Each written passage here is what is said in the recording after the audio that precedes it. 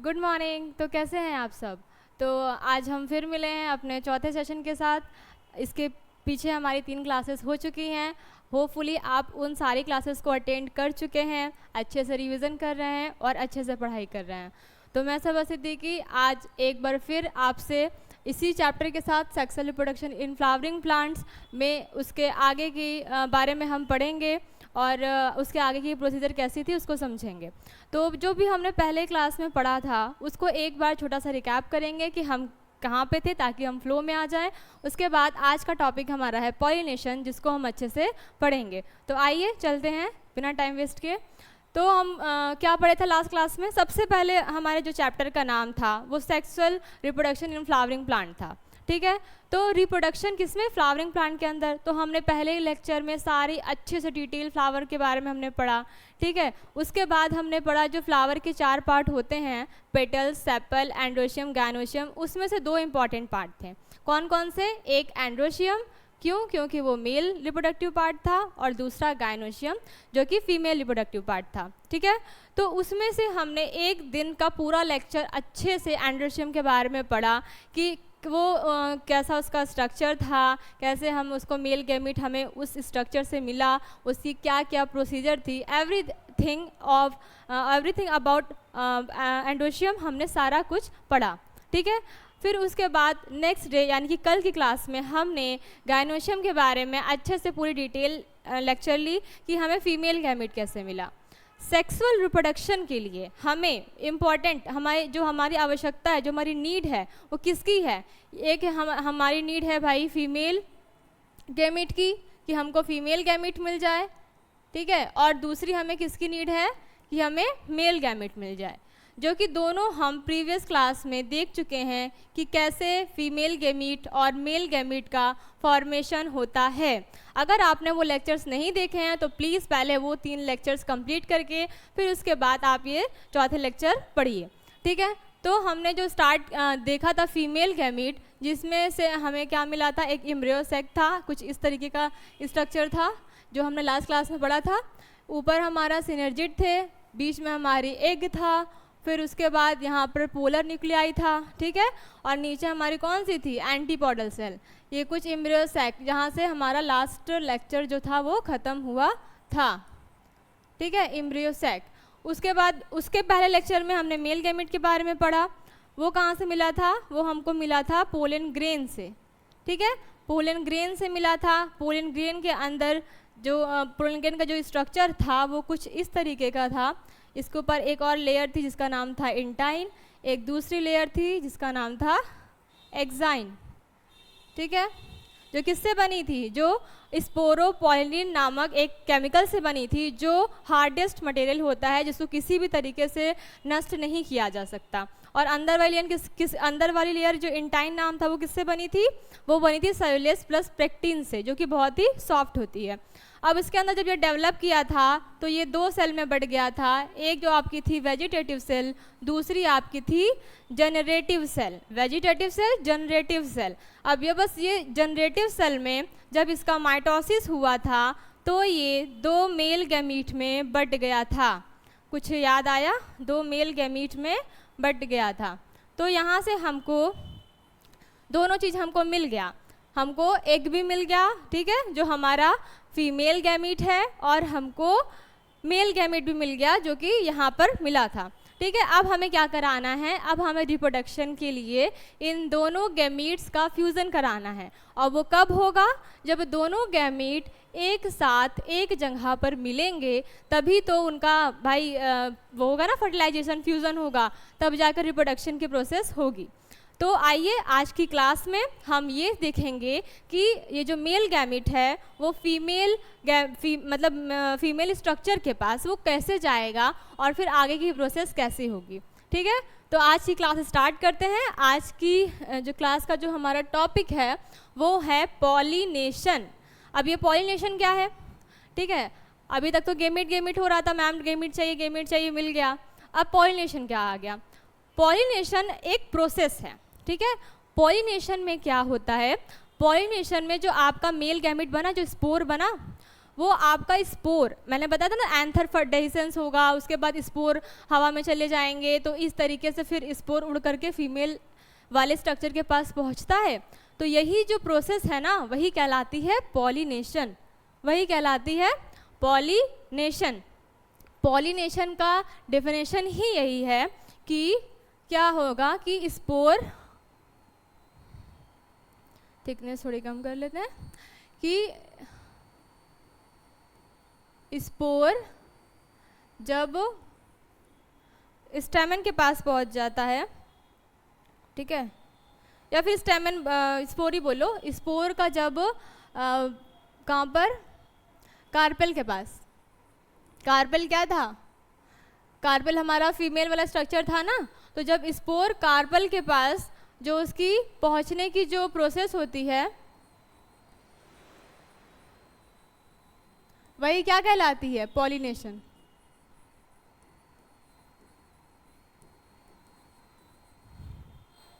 ठीक है, यही क्या कहलाती है, पॉलिनेशन। मतलब जब स्पोर आपका हवा में या फिर वाटर के थ्रू, किसी भी पॉलिनेशन एजेंट के थ्रू, जब स्पोर फीमेल वाले पार्ट के स्टिग्मा वाला पार्ट, जो कार्पेल था, कार्पेल 3 स्ट्रक्चर थी ना कार्पेल की, कार्पेल की स्ट्रक्चर कैसी थी, कुछ इस तरीके से थी।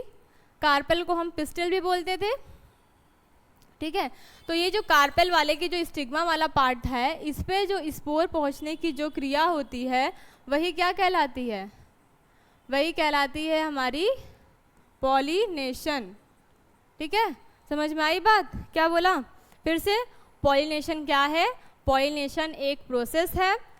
उस प्रोसेस में क्या होता है, उस प्रोसेस में आपका जो मेल गैमीट है, जो स्पोर है, वो कहाँ पे लैंड करेगा, वो लैंड करेगा आपके स्टिग्मा वाले पार्ट पे, और तब जाकर के इन दोनों का जो भाई यहाँ पर जब पहुँचेगा तभी तो जाकर अंदर एक से मिलेगा ना।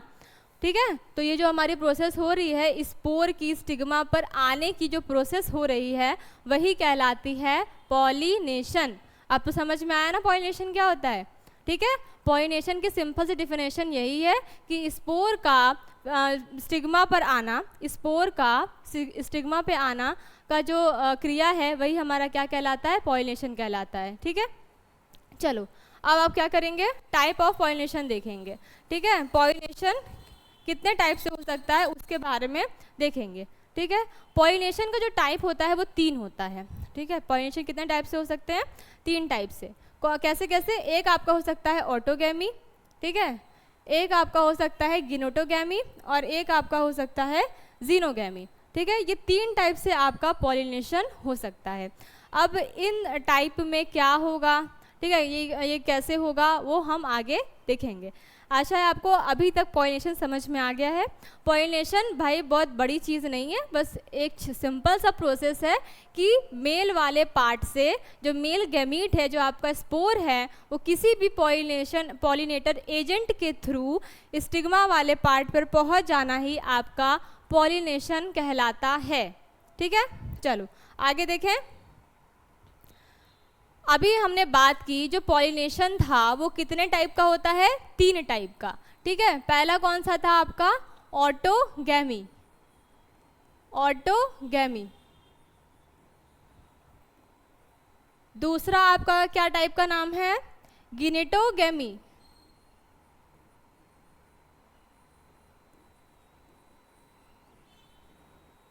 ठीक है, और लास्ट आपका कौन है, जीनोगैमी।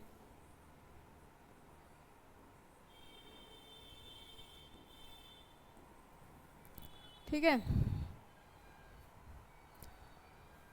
ठीक है, क्या हमने बात की, हमने बात की जो आपका पॉलिनेशन होता है वो क्या कहलाता, वो कैसी प्रोसेस है, वो क्या है, मेल का जो स्पोर होता है, जो मेल गैमीट होता है, वो जब स्टिग्मा पर आकर लैंड कर जाता है, उसी प्रोसेस को हम क्या बोले थे, पॉलिनेशन बोल रहे थे। ठीक है, तो पॉलिनेशन के टाइप, मतलब टाइप कितने कितने हो गए, एक ऑटोगैमी, गिनेटोगैमी और जीनोगैमी।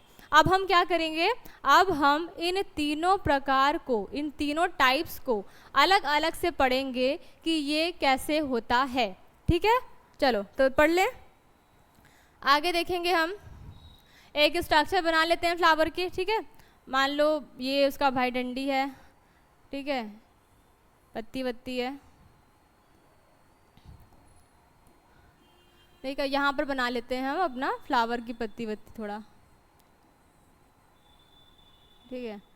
और ये बना लेते हैं हम अपना मेल वाला पार्ट। इसको क्या बोलते हैं? इसको बोलते हैं स्टेमेन, याद है ना?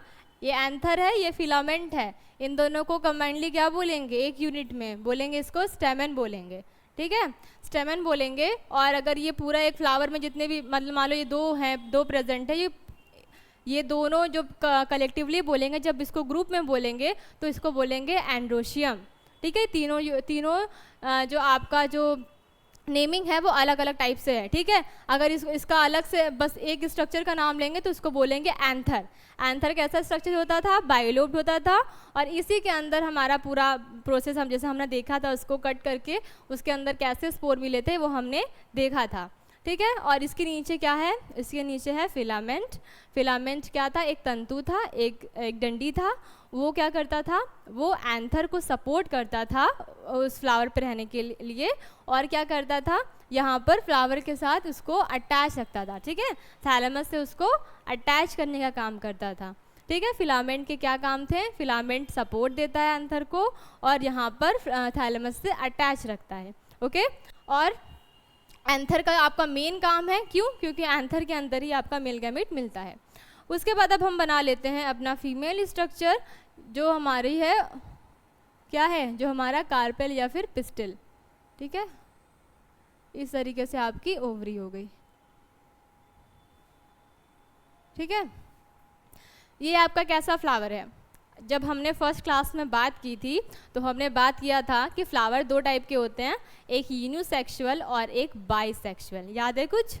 हमने क्या बात की थी? फ्लावर दो टाइप के होते हैं, एक यूनी सेक्सुअल, एक बाइसेक्सुअल। यूनी के मतलब एक, यानी कि उस फ्लावर पे सिर्फ एक सेक्स के पार्ट मिलेंगे, यानी कि या तो मेल होगा या तो फीमेल फ्लावर होगा, सिर्फ एक होगा। बाइसेक्सुअल, बाई यानी कि दो मतलब कि एक ही फ्लावर पे आपको मेल स्ट्रक्चर भी मिल जाएंगे और आपको फीमेल स्ट्रक्चर भी मिल जाएंगे। ये वाली बात हमने फर्स्ट क्लास में ही की थी, ठीक है। ये कैसा फ्लावर है? इसमें आप देख रहे हो कि आपका फीमेल स्ट्रक्चर भी प्रेजेंट है और आपका मेल स्ट्रक्चर भी प्रेजेंट है। तो ये हमारा कैसा फ्लावर हो गया? ये हमारा फ्लावर हो गया बाइसेक्सुअल फ्लावर, ठीक है। तो ऑटोगैमी किस फ्लावर में हो सकती है? ऑटोगैमी बाइसेक्सुअल फ्लावर में हो सकती है। पहले ऑटोगैमी होता क्या है, ठीक है, पहले वो देखेंगे, उसके बाद बताएंगे कैसे क्या होता है। ऑटोगैमी, ऑटो का मतलब खुद, ठीक है। ऑटो में हम लोग मतलब यूज़ करते हैं ना ऑटोमेटिकली, ऑटो मोबाइल में भी सेटिंग होती है, भाई खुद से हो जाता है। इसको इस प्रोसेस को होने के लिए हमें कुछ देना नहीं पड़ेगा। वैसे पॉलिनेशन के लिए कुछ एजेंट की ज़रूरत पड़ती है, कुछ एक्सटर्नल फैक्टर की ज़रूरत पड़ती है। अब भाई एक फूल पे अगर आपका मेल पार्ट है, ठीक है, एक फूल पे आपका फीमेल पार्ट है, अब जब ये दोनों गैमीट आपस में एक साथ आएंगे तभी तो फर्टिलाइजेशन हो पाएगा ना। तो अब ये भाई इसके पास ये कैसे जाएगा? ये यहाँ से उड़ गई, जादू से तो चला नहीं जाएगा।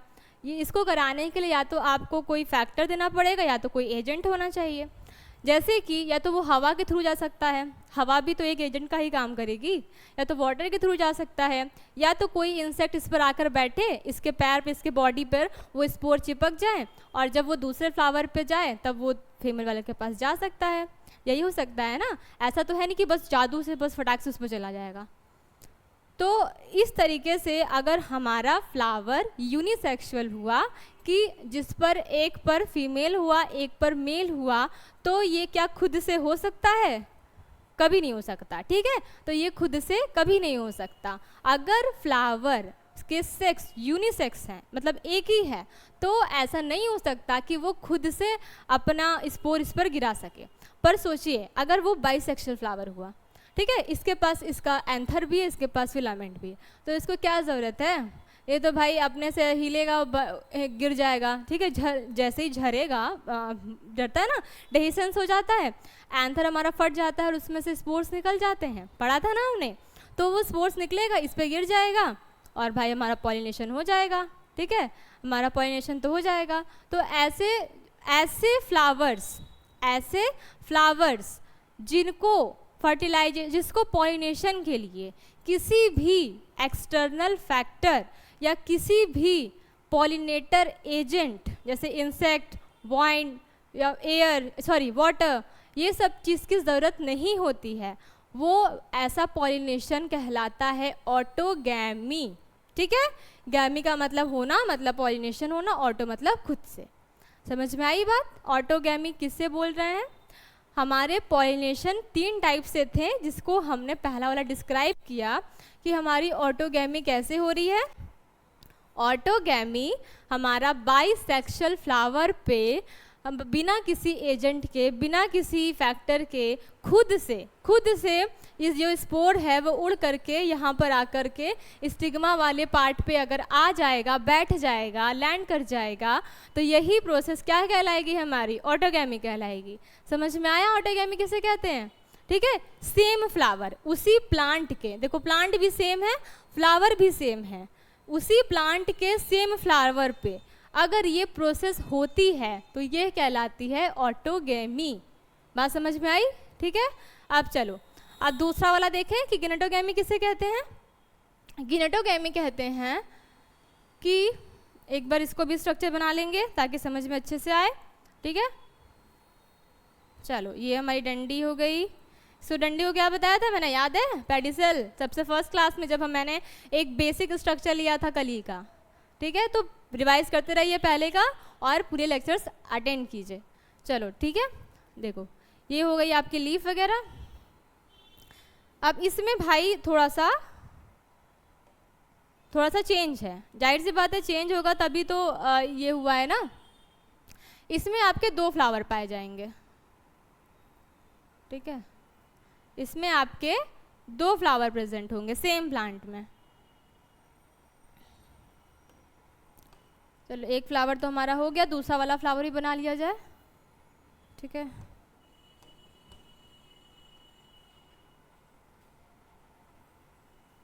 ये मैं क्या बना रही हूँ? पेटल्स बना रही हूँ, पंखुड़ियाँ। ठीक है, एक सिंगल यूनिट को क्या बोलेंगे? पेटल बोलेंगे। और जो पूरे ग्रुप में फ्लावर में जो पेटल्स प्रेजेंट होते हैं उन्हें क्या बोलते हैं? क्या बोलते हैं? कमेंट सेक्शन में बताइएगा। ठीक है, ये सब पहले क्लास में हम पढ़ चुके हैं, सारे कुछ याद होने चाहिए। चलो ठीक है, आगे देखेंगे। अब हम बना लेते हैं अपना मेल वाला स्ट्रक्चर। ठीक है, एंथर।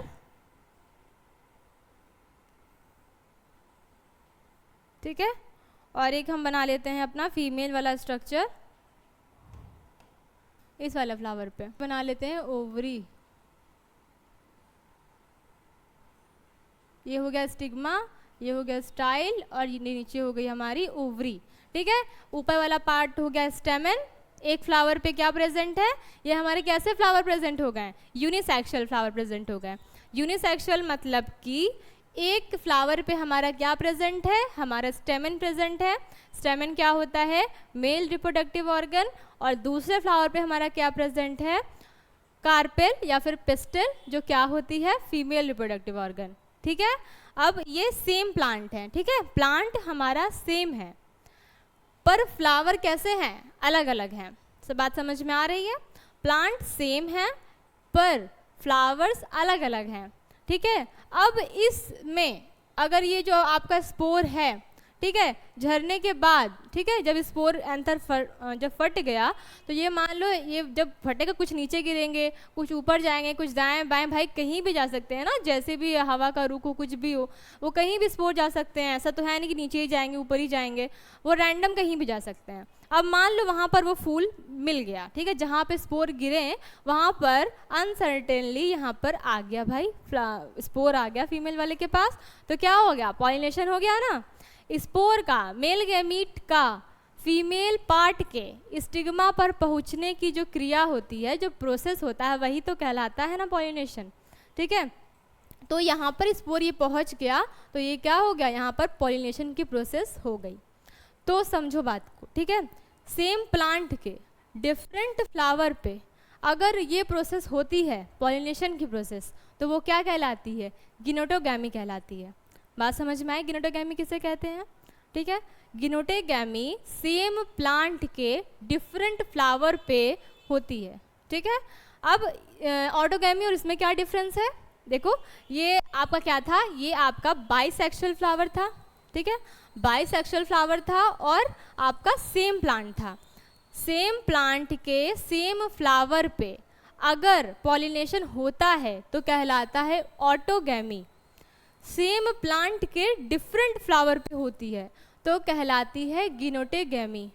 बात यहाँ तक समझ में आई आपको? ठीक है, इतनी बात समझ में आई। अब हम तीसरी बात समझ लेते हैं कि जीनोगैमी किसे कहते हैं। ठीक है, चलो जीनोगैमी पे देखते हैं। जीनोगैमी में होगा, जीनोगैमी में भाई हमारे होंगे 2 flowers, I mean 2 plant. Flowers तो इसमें भी 2 थे, इसमें प्लांट ही 2 हो जाएंगे। ये क्या हो रहा है, दोनों साइड रेड चल रहा है। चलो हो गया। ठीक है, तो ये दूसरा वाला हम प्लांट बना लेंगे। यहाँ पर क्या है, हमारे 2 प्लांट प्रेजेंट है, एक प्लांट ये, एक प्लांट ये। ठीक है, अब इस पे हम फ्लावर बनाएंगे। फ्लावर बनाएंगे इस पे हम।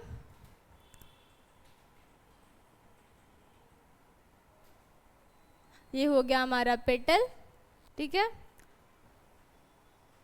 एंथर, और ये हो गया फिलामेंट यानी कि स्टेमन। एक और स्टेमन हो गया।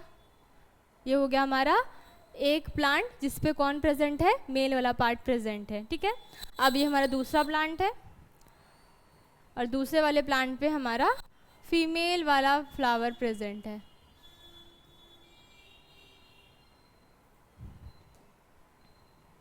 फीमेल वाला फ्लावर प्रेजेंट है।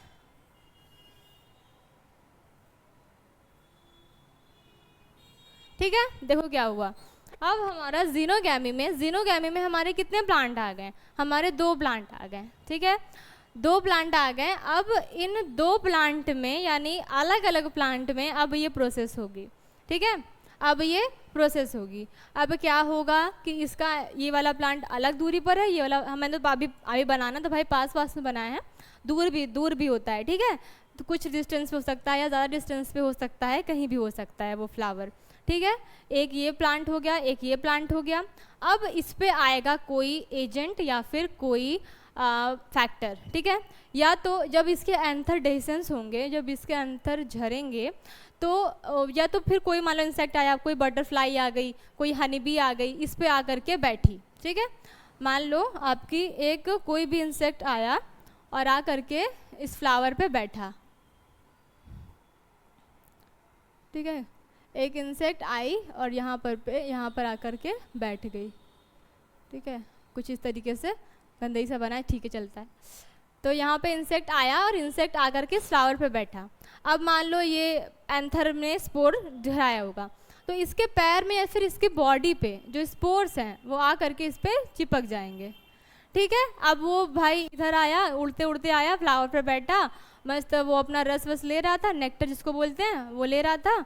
उसके बाद उड़ा भाई, एक तरफ पे टिकते हैं ये, कोई भी या तो हनी बी ले लो या बटरफ्लाई ले लो, किसी एक फ्लावर पे तो बैठे नहीं रहते हैं। इस पर बैठे, इससे नेक्टर लिया, फिर मन चाहा उड़ करके मान लो इस फ्लावर पे आ गए।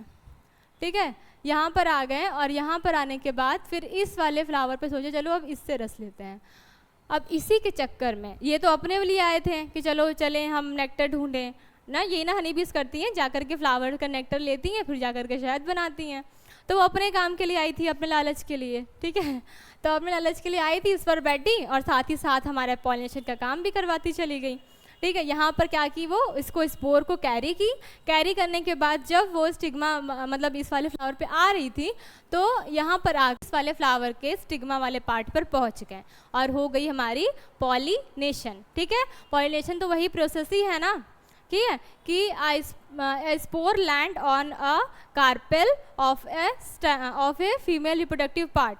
यही हमारा क्या है, यही हमारी जो डेफिनेशन है वो पॉलिनेशन की है। ठीक है, तो आकर के जब यहाँ पर बैठ गई तो ये वाली हमारी क्या हो गई, पॉलिनेशन। अब मैं तीनों में आपको डिफरेंस समझाऊंगी और इसके एग्जांपल्स के साथ और इसकी क्या अच्छाई है, क्या मतलब क्या बेनिफिट हैं, क्या लॉसेस हैं, उसके बारे में देखते हैं। ठीक है, चलो आते हैं, अब इसको डिटेल में पढ़ते हैं। अभी मैंने आपको बेसिक पढ़ा दिया कि भाई ये चीज़ होती है। ठीक है, अब आगे ध्यान से फिर से हम तीनों में डिफरेंस समझेंगे, कौन सा पॉलिनेशन अच्छा है, कौन सा नेचर सेलेक्ट करती है, इसके बारे में अब हम बात करेंगे। ठीक है, चलो फिर से देखेंगे तीनों का डिफरेंस मैंने क्या बताया। मैंने बताया कि जो आपकी ऑटोगैमी होती है, ठीक है, जो आपकी ऑटोगैमी होती है वो किसी सेम फ्लावर पे, ठीक है, सॉरी सेम फ्लावर पे भी सेम प्लांट पे, एक ही फ्लावर में और एक ही प्लांट में जब वो खुद से हो जाती है, उसके लिए किसी भी आपको एजेंट की ज़रूरत नहीं है, किसी भी फैक्ट्री की ज़रूरत नहीं है, कोई कंडीशन की ज़रूरत नहीं है, वो खुद से हो जाती है, तो वो कहलाती है आपकी ऑटोगैमी। सुनने में तो अच्छा लग रहा है कि भाई हमको किसी की ज़रूरत नहीं है, हम तो भाई खुद से अपना रिप्रोडक्शन कर लेंगे, खुद से अपन कर लेंगे पॉलिनेशन, हमको किसी का ज़रूरत नहीं है, ठीक है। बट नेचर को ये बात नहीं पसंद है। नेचर भाई, नेचर ही तो सब कुछ करवाती है ना, जितने भी एवोल्यूशन होते हैं, जितने भी चेंजेस होते हैं, वो नेचर ही, नेचुरल सिलेक्शन ही से ही होता है। जो नेचर को अच्छा लगेगा नेचर तो वही करेगी, ठीक है। तो नेचर को ये बात पसंद नहीं आई। क्यों नहीं पसंद आई, ठीक है, क्यों नहीं पसंद आई ये बात? इसलिए क्योंकि आप ये बात जानते होंगे कि जब दो अलग अलग इंडिविजुअल आपस में जब मिलते हैं तो एक नया प्रोडक्ट बनाते हैं ना। मतलब जैसे कि ह्यूमन में ही बात कर लें कि अगर आप क्लोज रिलेटिव की अगर आप मैरिज करते जाएंगे, जैसे कि भाई बहन में ना, जैसे कि बहुत लोग में होता है कि रिलीजन में होता है कि भाई बहनों की शादी हो जाती है, तो वो जब हो जाएगी तो वो जो उनकी जो जनरेशन आगे बढ़ेगी ना, फिर आप वही करो, भाई बहन की शादी कर दो, तो वो जो जनरेशन बढ़ते बढ़ते जब वो 2-3 बार जब कंटिन्यू हो जाएगा ना, तो उसमें आने लगेगी प्रॉब्लम। कैसी प्रॉब्लम?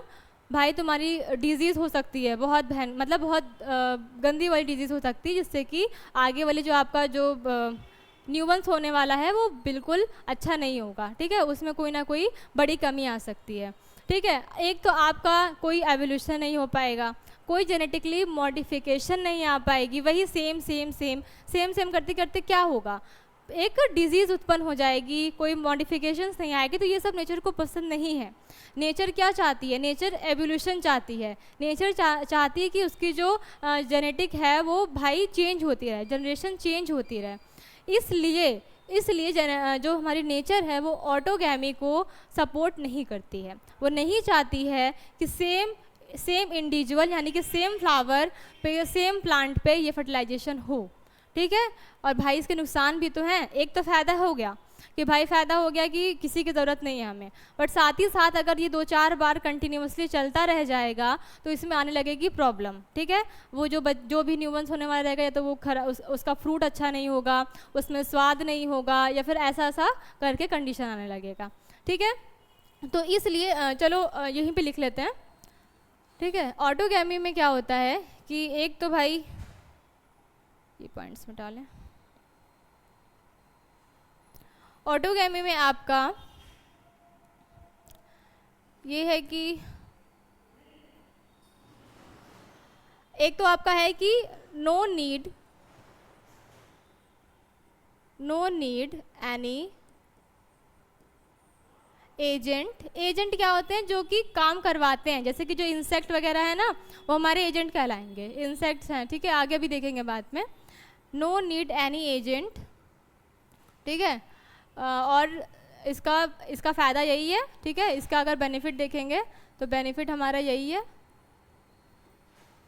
और अगर इसके हम लॉस देखेंगे, लॉस इसका ये है कि इसमें कोई भी आपको जेनेटिकली चेंज नहीं दिखेगा। जो इसका जेनेटिक मेकअप है वो भाई चेंज नहीं होगा,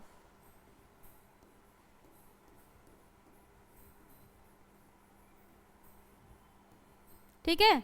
इसका जेनेटिक मेकअप आपका चेंज नहीं होगा। ये बहुत बड़ा बैकअप है, ठीक है। नेचर हमेशा चाहती है कि उसके चीज़ों में एवोल्यूशन होता रहे, उसकी चीज़ों में चेंजेस आते रहें, न्यू मॉडिफिकेशंस आती रहें, ये नेचर चाहती है, ठीक है। इसलिए ये बहुत बड़ा ड्रॉबैक है जिसके वजह से नेचर ऑटोगैमी को सपोर्ट नहीं करती है, ठीक है। ये बात समझ में आई आपको? ये इसका लॉस हो गया और ये इसका बेनिफिट हो गया, ठीक है। अब जिनोटोगैमी में आते हैं।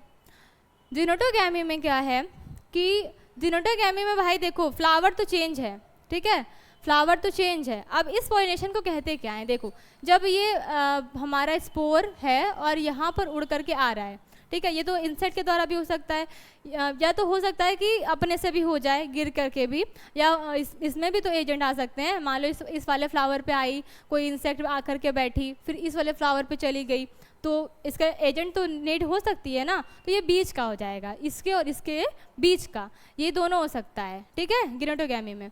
तो इसमें क्या होगा कि पर ये तो है भाई सेम फ्लावर, भले ही से इसमें क्या हो रहा है, इसमें क्रॉस पॉलिनेशन हो रही है। क्या हो रही है? Cross pollination, cross pollination. ठीक है, इसमें हो रही है क्रॉस पॉलिनेशन। क्रॉस पॉलिनेशन क्या होता है? जब कोई अलग फ्लावर पे मेल हो और अलग फ्लावर पे फीमेल हो, तो जब उड़ करके जब दूसरे फ्लावर पे जा रहा है किसी फैक्टर के थ्रू, तो वो कहलाता है क्रॉस पॉलिनेशन। ठीक है, जब किसी फैक्टर या फिर किसी एजेंट की नीड पड़ जाती है, फिर उसके कारण होता है। ठीक है, तो वो क्या कहलाता है? आपका क्रॉस पॉलिनेशन कहलाता है। तो इसमें आपका जिनेटोगैमी में क्या हो रहा है? क्रॉस पॉलिनेशन तो हो रहा है। जो नेचर चाहती है कि सेम इंडिविजुअल सेम फ्लावर पे ना हो, वो तो कर रहा है, लेकिन फ्लावर तो, ये तो इसका प्लांट तो सेम है। जब भाई इसकी जड़ ही सेम रहेगी तो क्या ही चेंज आएंगे ना। फ्लावर भले ही एक हो लेकिन घर तो एक ही है, घर कहाँ चेंज हुआ ना, घर भी तो चेंज होना चाहिए ना। एक घर में तो भाई भले मान लो आप भाई भाई में नहीं कर रहे हो, तो मासी या बुआ के लड़के से ऐसे मैरिज हो जा रही है, तो भी भाई तुम्हारी फैमिली तो वही है। कौन सा बहुत दूर तुम अलग जनरेशन में चले गए या फिर किसी अलग स्पीशी पे तुम चले गए, है तो वही चीज़ ना। जीन्स तो कहीं ना कहीं तो मैच कर जाएंगे। ठीक है, यहाँ पूरा का पूरा आपका प्लांट ही सेम है, तो इसमें भी आपकी कोई भी जेनेटिक मॉडिफिकेशन नहीं होती है।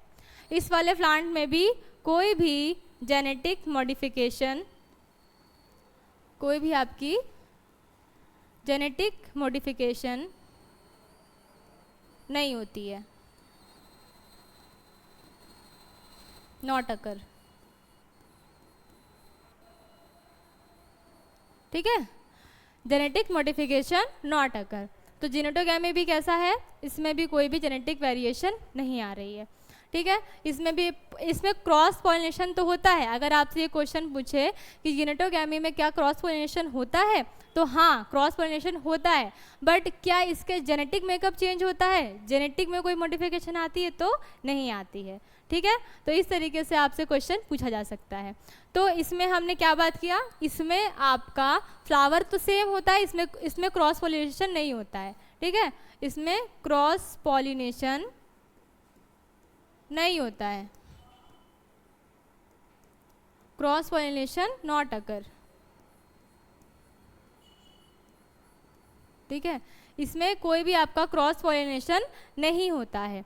ठीक है, एक ही फ्लावर पे होता है और इसका जेनेटिक मेकअप भी सेम होता है। ठीक है, और इसमें क्रॉस पॉलिनेशन होता है, लेकिन फिर भी प्लांट सेम होने की वजह से इसमें भी आपका जो जेनेटिक वेरिएशन है वो नहीं आती है। कोई भी नई स्पीशी, कोई भी नया एडवांटेज इसको नहीं मिलता है, वही सेम ही रहेगा।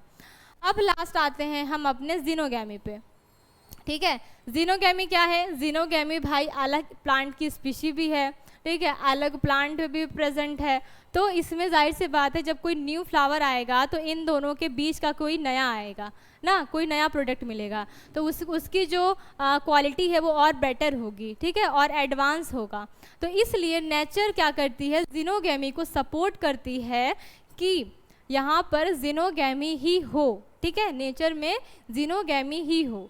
तो सबसे अच्छा क्या माना जाता है? सबसे अच्छा माना जाता है जिनोगैमी पॉलिनेशन के लिए, ताकि जो प्लांट्स हैं, जो हमारे क्रॉप्स हैं, वो हमारी एडवांटेज होती जाए, मतलब एडवांस होती जाएं और हमें उनका एडवांटेज मिल सके। ओके, इतनी बात समझ में आई? चलो ठीक है, एक बार फिर से देखेंगे, सॉरी प्रीवियस करेंगे। हमने क्या पढ़ा? हमने पढ़ा पॉलिनेशन। ठीक है, देख लेते हैं, इसका डेफिनेशन भी लिख लेते हैं।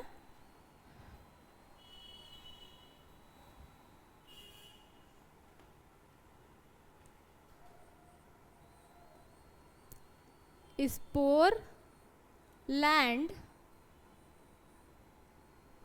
ठीक है, ऑन कार्पेल या फिर वो लिख लेते हैं स्टिग्मा, स्टिग्मा पे होता है ना, on stigma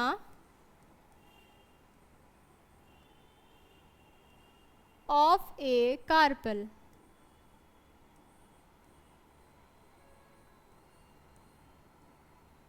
carpel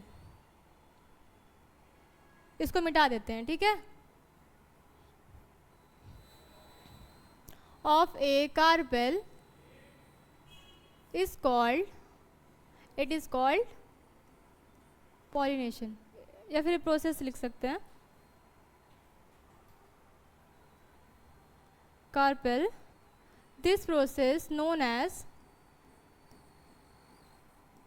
this process known as pollination, known as pollination। तो इसकी डेफिनेशन भी भाई यही हो गई, क्या हुई, spore land on a stigma of a carpel, this process known as pollination. Spore male gamete stigma पर जाकर के लैंड होता है, किसके, कार्पेल के, कार्पेल पिस्टली बोलते हैं फीमेल वाले पार्ट को। तो ये प्रोसेस क्या जानी जाती है, पॉलिनेशन जानी जाती है। इतनी बात की मैंने। उसके बाद हमने बात की टाइप ऑफ पॉलिनेशन की, कि पॉलिनेशन कितने टाइप से हो सकते हैं। तो ये 3 टाइप से हो सकते हैं। पहला आपका ऑटोगैमी।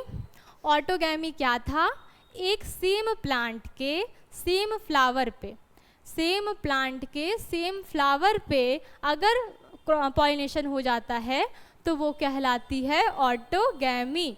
इसमें कोई भी जेनेटिक वेरिएशन नहीं आती है, ठीक है। जब ये जो लैंड हो रहा है ना, इस प्रोसेस को बोलते हैं इन ब्रीडिंग। क्या बोलते हैं, इन ब्रीडिंग। जब मेल गैमेट फीमेल गैमेट आपस में जो फ्यूज करेंगे ना, इस प्रोसेस को बोलेंगे इन ब्रीडिंग। तो जब इन ब्रीडिंग ऑटोगैमी में होती है, ऑटोगैमी प्रोसेस में होती है, तो जब कंटिविटी मतलब एक साथ 2-4 बार अगर हो जाएगी तो आ जाता है इन ब्रीडिंग डिप्रेशन। अब वो डिप्रेशन नहीं भाई जो हमें हो जाता है ना, वो वाला डिप्रेशन नहीं, मतलब कि डिजीज़ होने लगेगी और उनकी जो फसल वगैरह है, जो मतलब क्रॉप्स होने वाली है या फिर जो आगे की प्लांट बनने वाला है, वो ख़राब होने लगेंगे। उनके मतलब अच्छी प्रोडक्शन नहीं हो पाएगी, अच्छे टेस्ट नहीं आ पाएगा, उसकी जो मतलब होता है ना लार्ज स्मॉल होने लगेगा, बिगड़ने लगेगा, उसमें डिजीज़ उत्पन्न होने लगेगी। इसलिए ऑटोगैमी को हम क्या मतलब प्रीफर नहीं करते हैं, ठीक है। अब इन ब्रीडिंग डिप्रेशन आने लगेगा। अब इन ब्रीडिंग डिप्रेशन नेचर को तो पसंद नहीं आएगा ना, क्योंकि नेचर क्या चाहता है, नेचर चाहता है भाई कि चेंजेस हो, ठीक है, जेनेटिक में हमारी कुछ चेंज हो, ठीक है। इस वजह से क्या करेगी नेचर, कुछ अपोज करेगी। अब नेचर तो भाई सबसे बड़ा है ना, अगर उसको कुछ चीज़ नहीं पसंद आएगा वो तो कुछ तो करेगी ना। तो नेचर क्या करेगी, इस ऑटोगैमी का अपोज करने के लिए कुछ सोल्यूशन निकालेगी कि क्या किया जाए कि ऑटोगैमी ना हो पाए, ठीक है। क्या करना है, इन ब्रीडिंग, जब मतलब कि जो इन ब्रीडिंग होती है, जब मेल गैमेट फीमेल गैमेट जब फ्यूज़ करते हैं तो उस प्रोसेस को इन ब्रीडिंग बोला जाता है, ठीक है। इन ब्रीडिंग जब एक ही स्पीशी के साथ, ठीक है, सेम स्पीशी के साथ बार बार हो, 2-4 बार कंटिन्यू वही होता रहे, तो उसमें आने लगता है डिफेक्ट। इसको रोकने के लिए नेचर कुछ सल्यूशन निकालती है जिसको बोलते हैं आउट ब्रीडिंग डिवाइसेस। क्या बोलते हैं, आउट ब्रीडिंग डिवाइसेस, जिसके बारे में अभी हम पढ़ेंगे, ठीक है। चलो दूसरा हमने क्या पढ़ा, दूसरा पढ़ा गिनेटोगैमी। गिनेटोगैमी क्या पढ़ा, गिनेटोगैमी कहने को तो क्या हो रहा है, क्रॉस पॉलिनेशन। क्रॉस पॉलिनेशन बताया ना कि जब से दूसरे एक फ्लावर पे मेल हो, एक फ्लावर पे फीमेल हो और वो पॉलिनेशन करे, जब कोई फैक्टर की यूज़ हो, जब कोई एजेंट का यूज़ हो, ठीक है। तो ऐसे में हमें क्या कहलाते हैं, उस प्रोसेस को क्रॉस बोलते हैं, क्रॉस पॉलिनेशन बोलते हैं। कहने को हो तो रही है गिनेटोगैमी, बट उसका जो प्लांट है, उसका जो घर है भाई वही सेम है। अब जब वही सेम है तो जेनेटिक वेरिएशन आएगा ही नहीं, कोई चेंजेस ही नहीं होगा। तो गिनेटोगैमी में भी कोई जेनेटिक वेरिएशन नहीं होता है, बस उसमें क्रॉस पॉलिनेशन होता है, ठीक है। अब आ जाते हैं अपने सबसे मतलब जो नेचर को पसंद है, जो होना चाहिए, जो प्रीफर करता है, वो है हमारा जिनोगैमी। जीनोगैमी एक कैसा प्रोसेस है? जीनोगैमी अलग अलग स्पीशी, मतलब अलग अलग प्लांट के फ्लावर पे ये होती है। स्पीशी नहीं, मतलब सेम स्पीशी के अलग अलग प्लांट पे होती है। तो इस तरीके से क्या होगा, इस तरीके से आपका वेरिएशन आएगा, आपका जो नया आने वाला प्रोडक्ट है वो एडवांस होगा। ठीक है, जैसे हम आजकल के जनरेशन में चलते जा रहे हैं तो पुराने समय से आज का समय बहुत डिफरेंट है। ठीक है ना, बहुत भाई, अगर आप सेम ही प्रोसेस में जीते जा रहे हैं तो आपको इतना मॉडर्न होने का मतलब कोई क्या हो जाएगा, अगर कुछ मतलब ही नहीं है जीने का, वही आ रहे हैं वही काम करके चले जा रहे हैं। अब भाई ज़िंदगी है तो जैसे जैसे जनरेशन आगे बढ़ेगी चेंजेस तो ज़रूरी है ना, बिना चेंजेस से कुछ है ही नहीं। ठीक है, तो चेंजेस बहुत ज़रूरी है, इसलिए जीनोगैमी जब अलग अलग प्लांट पे जब हमारा प्रोसेस पॉलिनेशन होगा तो वो क्या कहलाएगा, जीनोगैमी कहलाएगा। बात समझ में आई? अब हमें क्या करना है, अब हमें ऑटोगैमी की कुछ एग्जांपल्स पढ़ेंगे, उसके बाद जो नेचर इसका अपोज करेगी आउटब्रीडिंग डिवाइस का वो हम पढ़ेंगे। बात समझ में आई? तो चले नेक्स्ट पे, चलो यहाँ पर हम स्टार्ट करेंगे। ऑटोगैमी के बारे में थोड़ा सा और एनसीईआरटी में गिवन है, हम उसके बारे में जानेंगे। ऑटोगैमी के हमें ना वो पूछता है कि भाई फ़ायदा उसके क्या है, ऑटोगैमी के लॉसेस क्या हैं। फ़ायदा तो सिर्फ एक है कि हमें किसी भी चीज़ का नीड नहीं पड़ेगा। ठीक है, इसके जो प्रॉफिट है, हमें प्रॉफिट यही होने वाला है कि हमें किसी भी मतलब वो किसी का इंतज़ार नहीं करेगा भाई, कोई आओ मेरा स्पोर लेकर के जाओ, हमको भी पॉलिनेशन करना है, ऐसा किसी से रिक्वेस्ट नहीं करेगा भाई, हम सफिशेंट हैं, हम अपना खुद से सब कुछ कर लेंगे। तो ये एक उसका सेल्फ वाला एक होता है। ऑटो मतलब भी यही होता है एक्चुअली कि खुद से जो कर ले। ठीक है, तो ये प्रॉफिट यही होता है कि कोई भी नीड नहीं होती है उसको, इसको ऐसे नहीं लिखते हैं, लिख लेते हैं ऐसे आगे हमने इस बारे में लिखा हुआ था पर फिर भी लिख सकते हैं। Any pollinator agent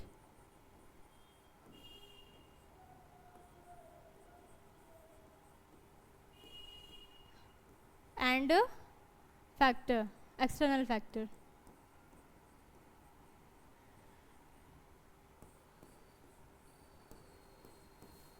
not needed. ठीक है, इसका जो हमारा प्रॉफिट है वो यही है। अब इसका लॉस क्या है, इसका लॉस ये है कि इसमें क्या होगा, इसके लॉस में ये हो जाएगा कि कोई भी जेनेटिक वेरिएशन नहीं आएगी, जेनेटिक वेरिएशन नॉट अकर। तो नेचर क्या करती है और क्या होगा, और जब मतलब जब सेम बताया ना मैंने, जब सेम एक साथ जब होता रहेगा यही सेम ऑटोगैमी, तो क्या होने लगेगी, डिजीज़ होने लगेगी। देख लेना थोड़ा, पता नहीं आज क्या डिजीज़, अगर कोई स्पेलिंग मिस्टेक हो तो क्या होगा, डिजीज़ होने लगेगी। ठीक है, और क्या करेगी, आपकी नेचर इसको सेलेक्ट नहीं करेगी, नेचर अपोज करेगी, इसका नेचर अपोज करेगी। जो डिजीज़ होती है ना इसको बोलते हैं इन ब्रीडिंग डिप्रेशन। इन ब्रीड जो हो रहा है आपस में वो क्या होगा, डिप्रेस हो जाएगा, डिप्रेशन। ठीक है, इन ब्रीडिंग डिप्रेशन ये हो जाएगा। ठीक है, तो इसके लिए क्या करेगी भाई, नेचर इसका अपोज करेगी, इसको हम बोलते हैं आउटब्रीडिंग डिवाइसेस, इसको हम आगे पढ़ेंगे। ठीक है, इसका प्रॉफिट बस एक है कि इसको किसी भी फैक्टर या फिर किसी भी एजेंट की कोई नीड नहीं होती है। इसका डिसएडवांटेज ये है कि कोई भी वेरिएशन नहीं आएगी, जिसकी वजह से क्या होगा, इन ब्रीडिंग डिप्रेशन आ जाएगा और नेचर इसका क्या करेगी, अपोज करेगी। ठीक है, ये नहीं चाहेगी कि नेचर में ऑटोगैमी हो। ठीक है, आगे देखेंगे। आगे जो आपका ऑटोगैमी है उसके आपके 3 एग्जाम्पल्स दिए हुए हैं। ठीक है, एनसीईआरटी में आपके 3 एग्जाम्पल्स गिवन हैं। ठीक है, जिसका नाम है, काऊ की स्पेलिंग क्या होती है, COW, यहाँ थोड़ा चेंज करेंगे ताकि आपको याद रहे। ठीक है, इस तरीके से थोड़ा सा COV। ठीक है, C से आपका हो जाएगा कॉमिलेना, O से आपका हो जाएगा ऑक्जेलिस, और वी से आपका हो जाएगा वायोला।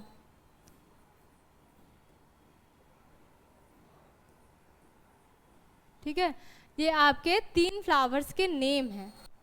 ठीक है, ऑटोगैमी जो करने वाले फ्लावर्स हैं वो ये 3 नाम यहाँ पे मेंशन है, कॉमेलिना, ऑक्जेलिस एंड वायोला। ठीक है, ये आपके 3 ऐसे फ्लावर्स हैं जो आपकी क्या करते हैं, ऑटोगैमी करते हैं। पॉलिनेशन कौन सा पॉलिनेशन करेंगे, ऑटोगैमी वाला पॉलिनेशन करेंगे। ठीक है, इन प्लांट्स में 2 टाइप्स के फ्लावर प्रेजेंट होते हैं। कितने टाइप के, 2 टाइप के। ये भाई देखो कुछ दोनों चीज़ कर पाएंगे। एक फ्लावर तो कुछ इस तरीके से रहेगा इनका, ठीक है, एक फ्लावर कुछ इस तरीके से रहेगा कि वो खुलेगा ही नहीं। ठीक है, फ्लावर मतलब कि खुलेगा ही नहीं। ऐसे बर्ड होती है ना, वैसे ही बर्ड रहेगी और इसी के अंदर तुम्हारा male part female part present होगा, इसी के अंदर तुम्हारी पॉलिनेशन होगी और आपका फ्रूट बन जाएगा। ठीक है, मतलब फर्टिलाइजेशन के रिजल्ट में क्या बनना है, बनना तो फ्रूट ही है। तो क्या होगा कि ये बंद ही रहेगा, ये खुलेगा ही नहीं, और जब खुलेगा ही नहीं तो इसके स्पोर का कहीं जाने का कोई चांस ही नहीं है। ये अपना बंद ही रहेगा। ठीक है, नीचे आपका ऐसे बंद ही रहेगा और बंद में ही आपका जो फीमेल में अंदर ही मैच्योर हो जाएगी, फीमेल भी आपकी मेल वाला भी मैच्योर हो जाएगा, अंदर ही आपका फर्टिलाइजेशन हो जाएगा आपका, मतलब सेम स्पीशी के साथ, और सेम यही क्या बन जाएगा, फ्रूट बन जाएगा। इसको ये ओपन ही नहीं करता फ्लावर को। ठीक है, इतना चालाक होता है कि भाई हम खोलेंगे ही नहीं, हमें तो ऑटोगैमी ही करना है, एकदम ठान लिया है कि हमको ऑटोगैमी ही करना, हमको और कुछ नहीं करना। इस वजह से वो क्या करेगा, अपने फ्लावर को ओपन ही नहीं करेगा, बंद ही रखेगा और बंद में ही सारे के सारे प्रोसेस को कर जाएगा। तो ऐसे फ्लावर को हम बोलते हैं क्लिस्टोगैमस। ऐसे फ्लावर को क्या बोलेंगे, क्लिस्टोगैमस।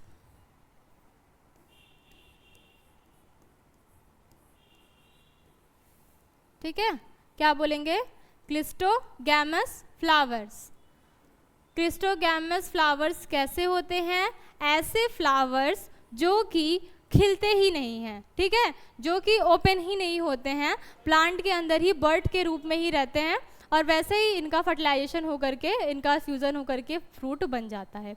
ठीक है, नेक्स्ट जो फ्लावर होते हैं, मैं एक ही प्लांट पे दिखा दूँ, हाँ एक ही प्लांट पे दिखा देती हूँ। ठीक है, नेक्स्ट जो आपके फ्लावर होते हैं वो खिलते हैं। ठीक है, ये पे हमारा सेपल तो मैंने पीछे नहीं बनाया था, इधर बना दे रहे।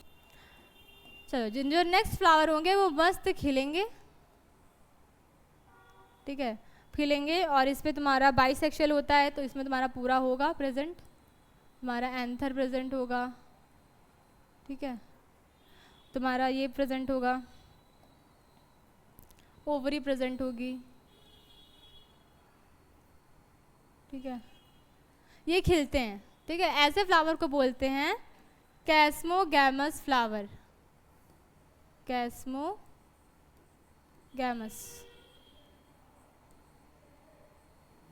ठीक है, कैस्मोगैमस फ्लावर्स।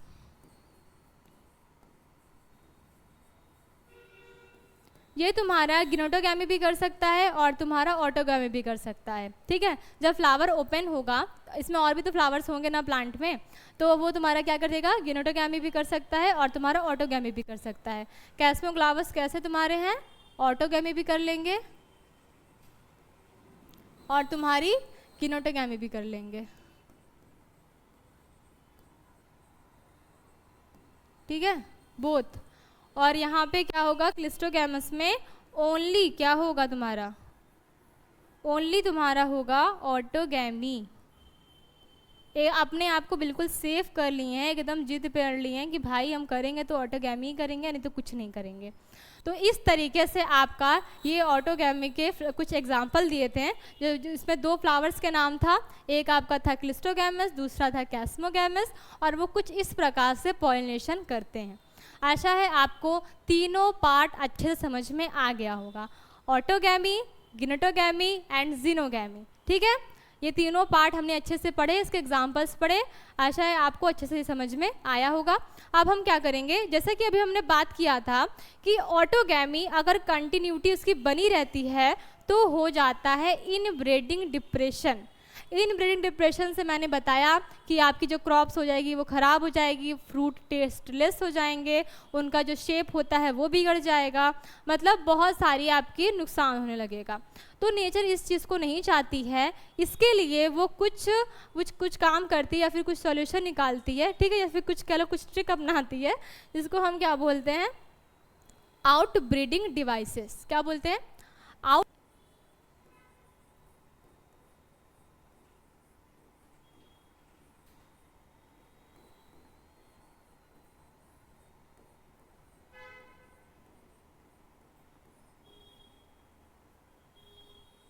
ठीक है, आउट ब्रीडिंग डिवाइसेस के बारे में हम पढ़ने वाले हैं यहाँ पर। अब वो क्या होगा, वो क्या कैसे कैसे होगा, वो भाई कुछ तरीके अपना रही है। देखो, एक तरीका तो ये अपनाएगी कि वो क्या करेगी, सिंक्रोनाइज ही नहीं करेगी, ठीक है। सिंक्रोनाइज का मतलब होता है कि वो एक समय पे दोनों मैच्योर ही नहीं होंगे, ठीक है, दोनों एक समय पे मैच्योर ही नहीं होंगे, या तो एक समय पे फीमेल मैच्योर हो जाएगा। देखो, ये जो जब हमने पढ़ा था मेल और फीमेल गैमीट का, तो हमने ये पढ़ा था कि वो डेवलप करता है ना, ऐसा तो नहीं कि बस एंथर बना और कार्बल पिस्टल बना और अपने आप स्पोर बन गया, ऐसा तो नहीं था ना। हमने पूरी प्रोसेस पढ़ी थी ना कि उसमें माइटोसिस होता है, तो उन सब चीज़ों में भी तो कुछ समय लगता होगा ना। अगर एक समय पर मेच्योर फीमेल इस गैमीट और मेच्योर मेल गैमीट जब एक समय पे मेच्योर पे एक साथ मिलते हैं, तब जाकर पॉलिनेशन होता है, ठीक है। पॉलिनेशन इतना इजीली भी नहीं होता है, वो उसके लिए कुछ कंडीशंस भी चाहती हैं कि आपका सेम समय पे आपका मेल वाला भी आपका मेच्योर हो जाना चाहिए, फीमेल वाला भी मेच्योर हो जाना चाहिए, तब और एक समय पर एक जगह पर मिलना चाहिए, तब जाकर आपका पॉलिनेशन होता है। तो यही सब चीज़ों को ध्यान में रखते हुए नेचर ने कुछ सोल्यूशन निकाला। उसने क्या किया कि सिंक्रोनाइजेशन ही नहीं कराया, ठीक है। पहला रीजन क्या कर लिया, नॉन सिंक्रोनाइजेशन, सिंक्रोनाइजेशन, ठीक है। नॉन सिंक्रोनाइजेशन मतलब इसमें क्या होगा, इसमें आपका जो मेल वाला पार्ट है वो अलग टाइम पे मैच्योर होगा और फीमेल वाला पार्ट जो है वो आपका अलग टाइम पे मैच्योर होगा, ठीक है। उसके बाद आपका दूसरा निकाला कि जो आपकी पोजीशन होगी, ठीक है, एंथर की पोजीशन कुछ और होगी, ठीक है, पोजीशन डिफरेंट। अभी हम समझाएंगे इसको फिगर से अच्छे से। पोजीशन डिफरेंट ऑफ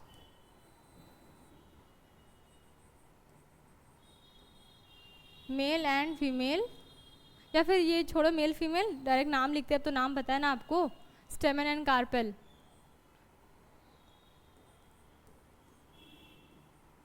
स्टेमन आपका मेल वाला पार्ट और कार्पेल आपका फीमेल वाला पार्ट।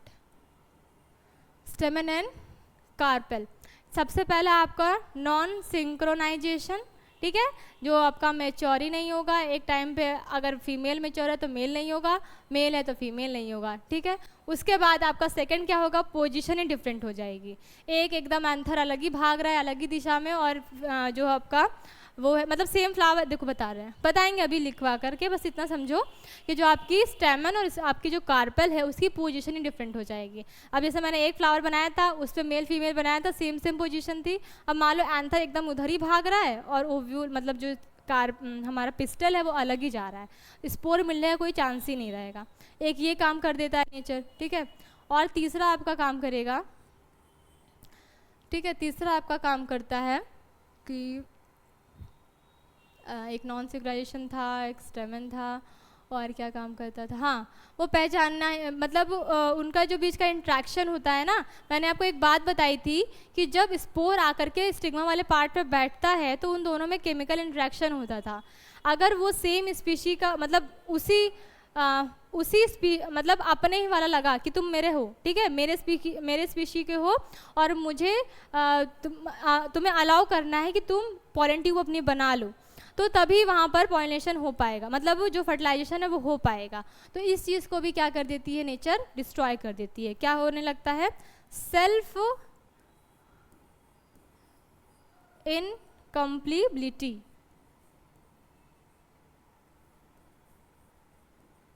सेल्फ कंप्लीबिलिटी,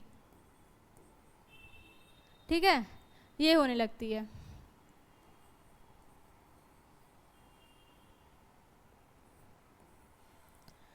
इसमें क्या होगा कि मान लो अगर आप नेचर कुछ ऐसा शक्ति प्रदान कर देगी स्टिग्मा को, एक कुछ ऐसी पावर दे देगी कि अगर स्पोर आकर के खुद के फ्लावर का अगर स्पोर आकर स्टिग्मा पर गया तो कह देगी हम नहीं करेंगे, हम इंट्रैक्शन ही नहीं करेंगे, हम तुमको पॉलन ट्यूब ही बनाने नहीं देंगे। जब पॉलन ट्यूब ही नहीं बनेगा तो मेल गैमेट फीमेल गैमेट के पास पहुंचेगा कैसे? जब पहुंचेगा ही नहीं तो फर्टिलाइजेशन होगा ही नहीं।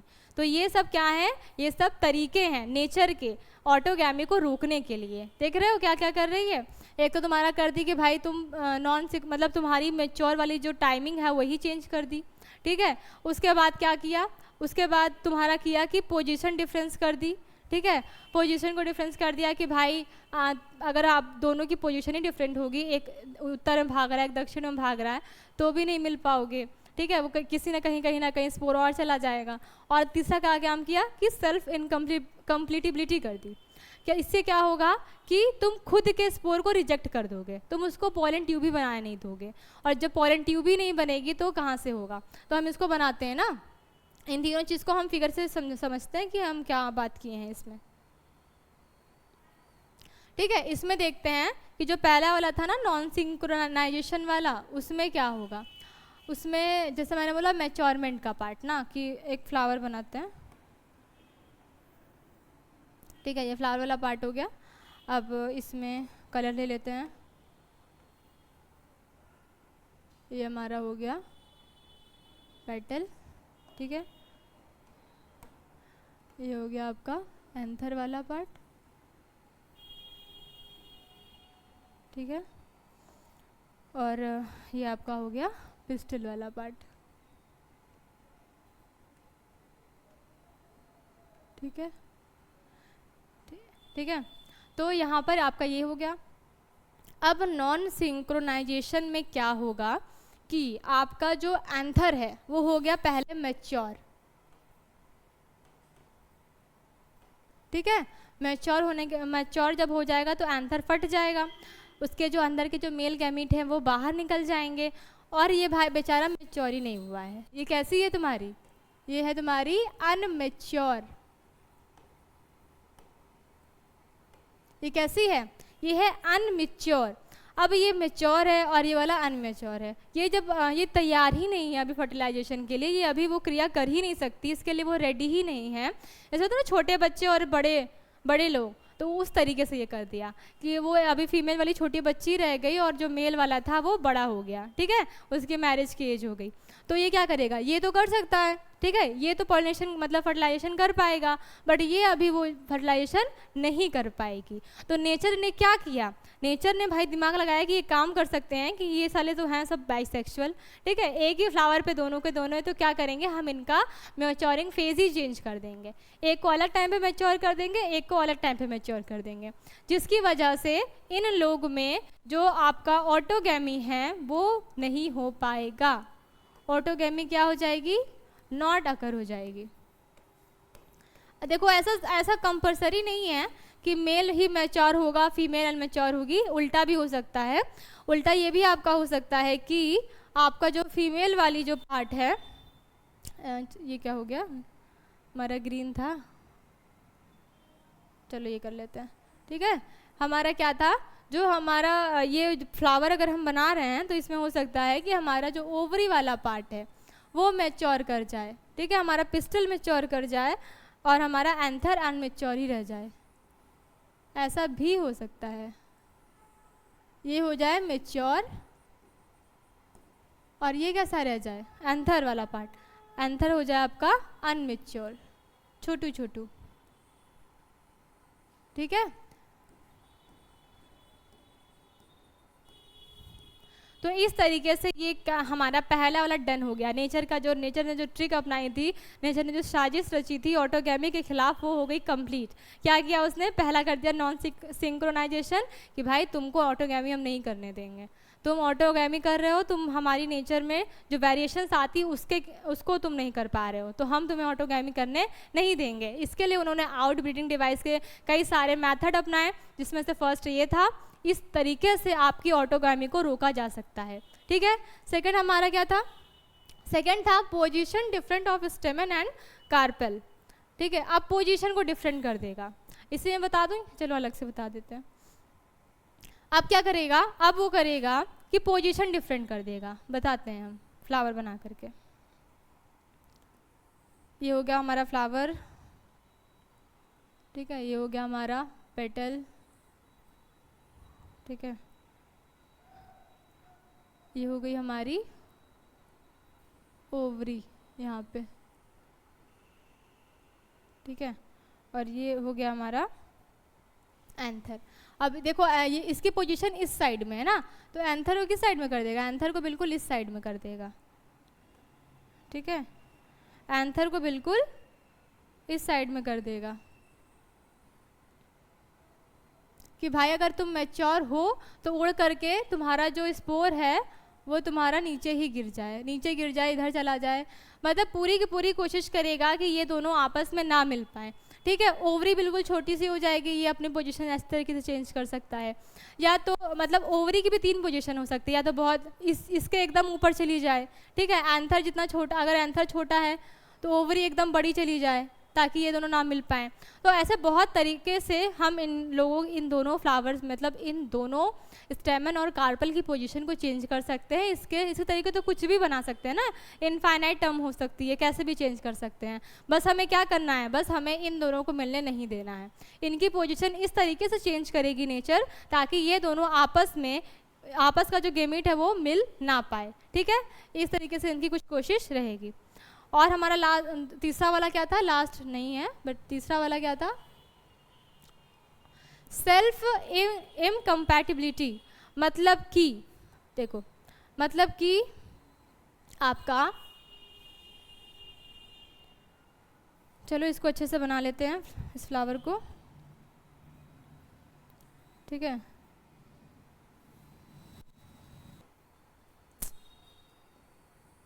ये हो गई आपकी रेड रेड पंखुड़ियाँ, ठीक है। अब सुंदर सी हम बनाएंगे अपनी, चलो एंथर ही बना ले, नहीं ओवरी बनाएंगे, एंथर नहीं बनाएंगे इस बार। हम बना भी सकते हैं क्योंकि हमें बाइसेक्सुअल फ्लावर दिखाना होगा, ऑटोगैमी को रोकना है ना, इसलिए हमें एंथर भी बनाना पड़ेगा। एंथर ओनली बाइसेक्सुअल फ्लावर में होगा, ये बात आप ध्यान रखेंगे। बाइसेक्सुअल फ्लावर में, सॉरी ऑटोगैमी बोलना चाहिए था, मैंने एंथर बोल दिया। जो आपका ऑटोगैमी अकर होगा वो आपका ओनली बाइसेक्सुअल फ्लावर में ही होगा, यूनिसेक्सुअल फ्लावर में नहीं होगा। ये भी आपका एक आउटब्रीडिंग डिवाइस का ही होने वाला है, अभी हम आगे बात करेंगे इसके बारे में, ठीक है। ये आपका हो गया एंथर, ठीक है। अब ये एंथर भी मैच्योर, ये स्टिग्मा भी मैच्योर। अब बड़े खुश सब, अब हम करेंगे ऑटोगैमी ना, बड़े खुश हो गए भाई, हम भी साथ ही साथ मैच्योर हो गए, हमारी वाली भी साथ साथ में मैच्योर हो गई। अब हम आराम से करेंगे फ्यूज़न और आराम से करेंगे ऑटोगैमी, बड़े खुश थे सब, ठीक है। ये वाला स्पोर गिराई, ये बहुत खुश था एंथर ना, बहुत खुशी खुशी इसका स्पोर भाई स्टिग्मा पे आया, स्टिग्मा पे आकर के बड़े आराम से बैठा। अब ये आने के बाद जब जैसे ही स्पोर स्टिग्मा पर लैंड करता है ना, तब होता है केमिकल इंट्रैक्शन। केमिकल इंट्रैक्शन को अगर बताया जाए तो मतलब कि बातचीत होती है केमिकल के थ्रू। ये हमारी स्पोर भैया की और हमारी दीदी की क्या होगी?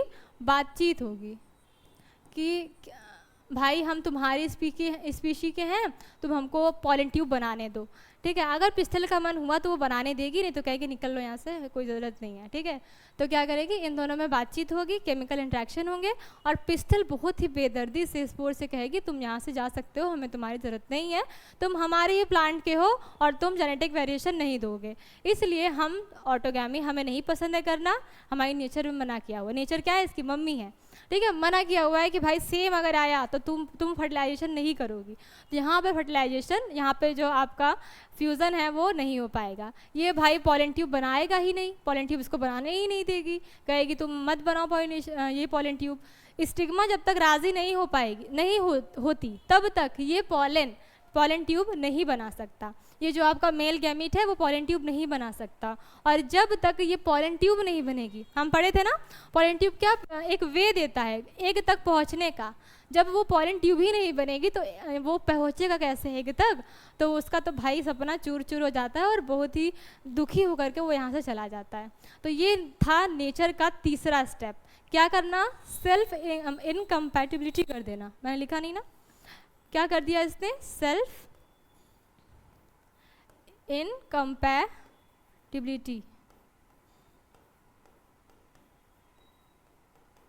ठीक है, ये कर दिया ताकि सेम जो हमारा जो सेम फ्लावर के जो सेम गेमीट होंगे वो आपस में मिल ना पाए, ठीक है। चौथा क्या करती है नेचर, चौथा करती है कि यूनिसेक्सुअल फ्लावर को ज़्यादा प्रमोट करती है, ठीक है, कि यूनिसेक्सुअल फ्लावर हो। यूनिसेक्सुअल फ्लावर अगर होगा तो यूनिसेक्सुअल फ्लावर में आपका ऑटोगैमी अकर नहीं हो पाएगी। तो ज़्यादा से ज़्यादा अगर भाई हमारा यूनिसेक्सुअल फ्लावर होगा तो हमारी ऑटोगैमी जो है वो नहीं हो पाएगी, ऑटोगैमी नहीं अकर हो पाएगी। ये क्या था हमारा ये हमारा सिंक्रोनाइजेशन वाला स्टेप था ना, इसको लिख मेंशन कर देते हैं ताकि लिखें तो आपको समझ में आए कि कौन सा स्टेप क्या था। नॉन सिंक्रोनाइजेशन, नॉन सिंक्रोनाइजेशन में क्या था, मेल वाला और फीमेल वाला अलग अलग टाइम पे मैच्योर होंगे, ठीक है।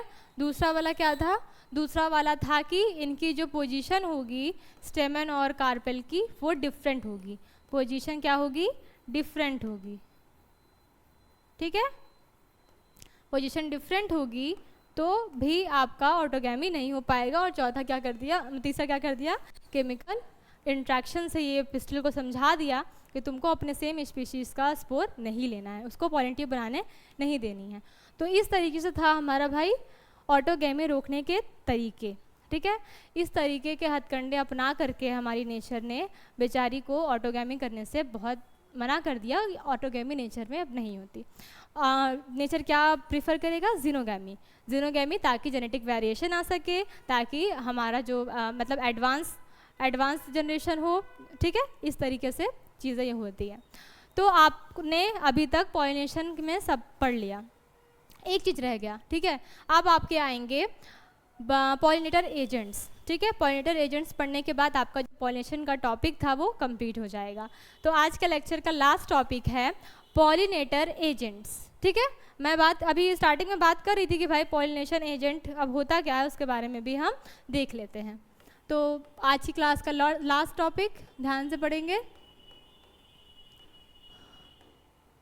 Pollinator agents. सॉरी क्या लिख रही हूँ, फिर से पी लिख दिया।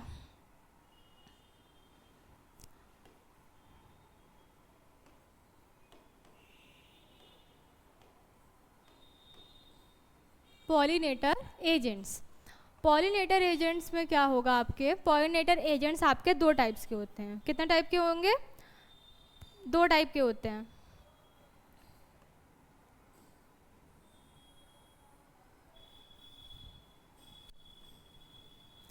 एक होता है आपका बायोटिक,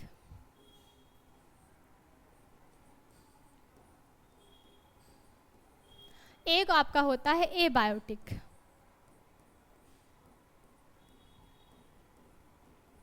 ठीक है।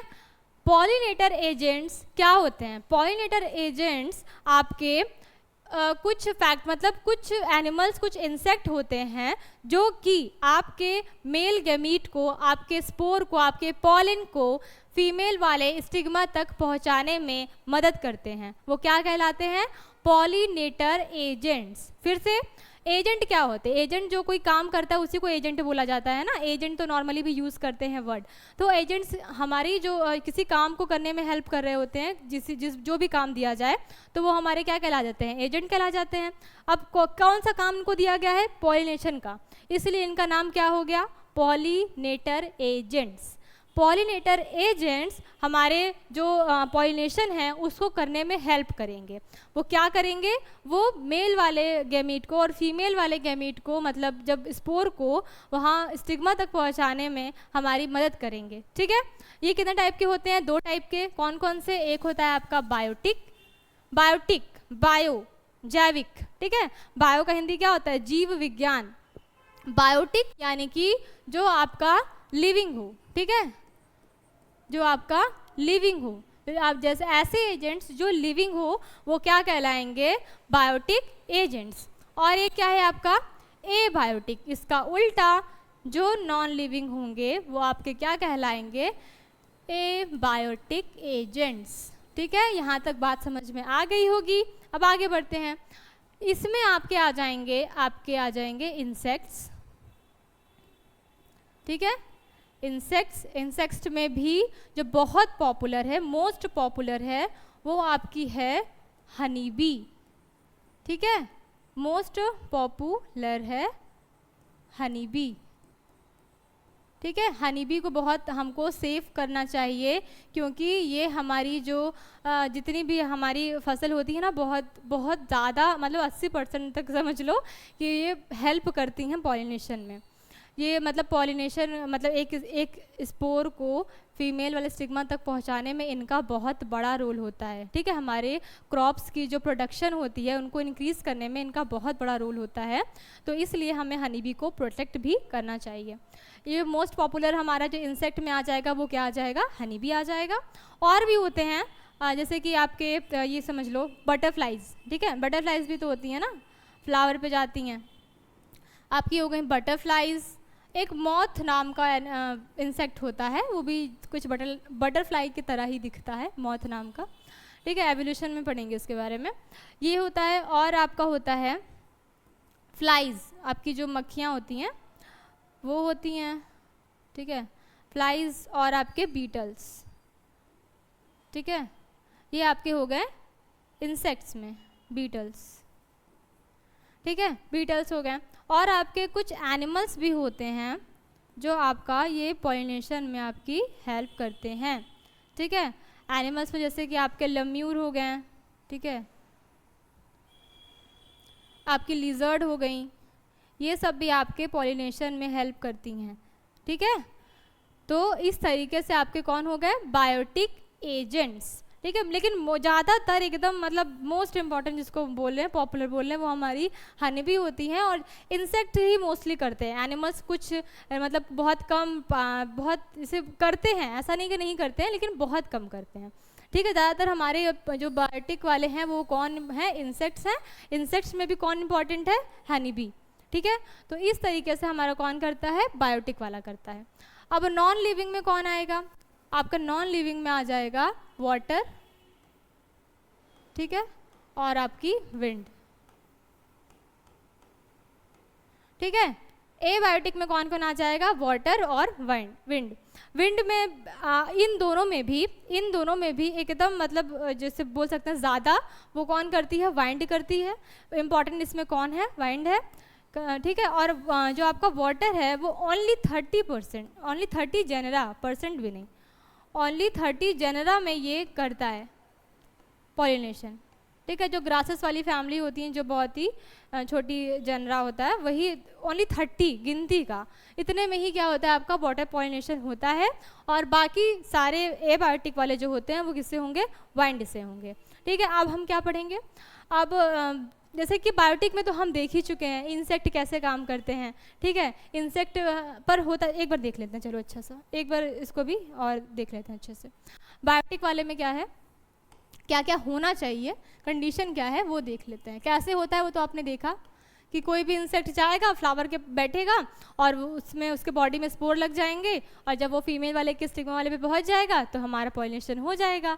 और जब एक स्थान से दूसरे स्थान तक कुछ मतलब जब ट्रांसफ़र हुआ तो वही तो हो गया ना पॉलिनेशन, स्पोर का स्टिग्मा तक पहुँचना किसी फैक्टर के थ्रू, वो क्या हो गया, पॉलिनेशन। हमने अभी देखा एग्जाम्पल्स में कैसे करता है।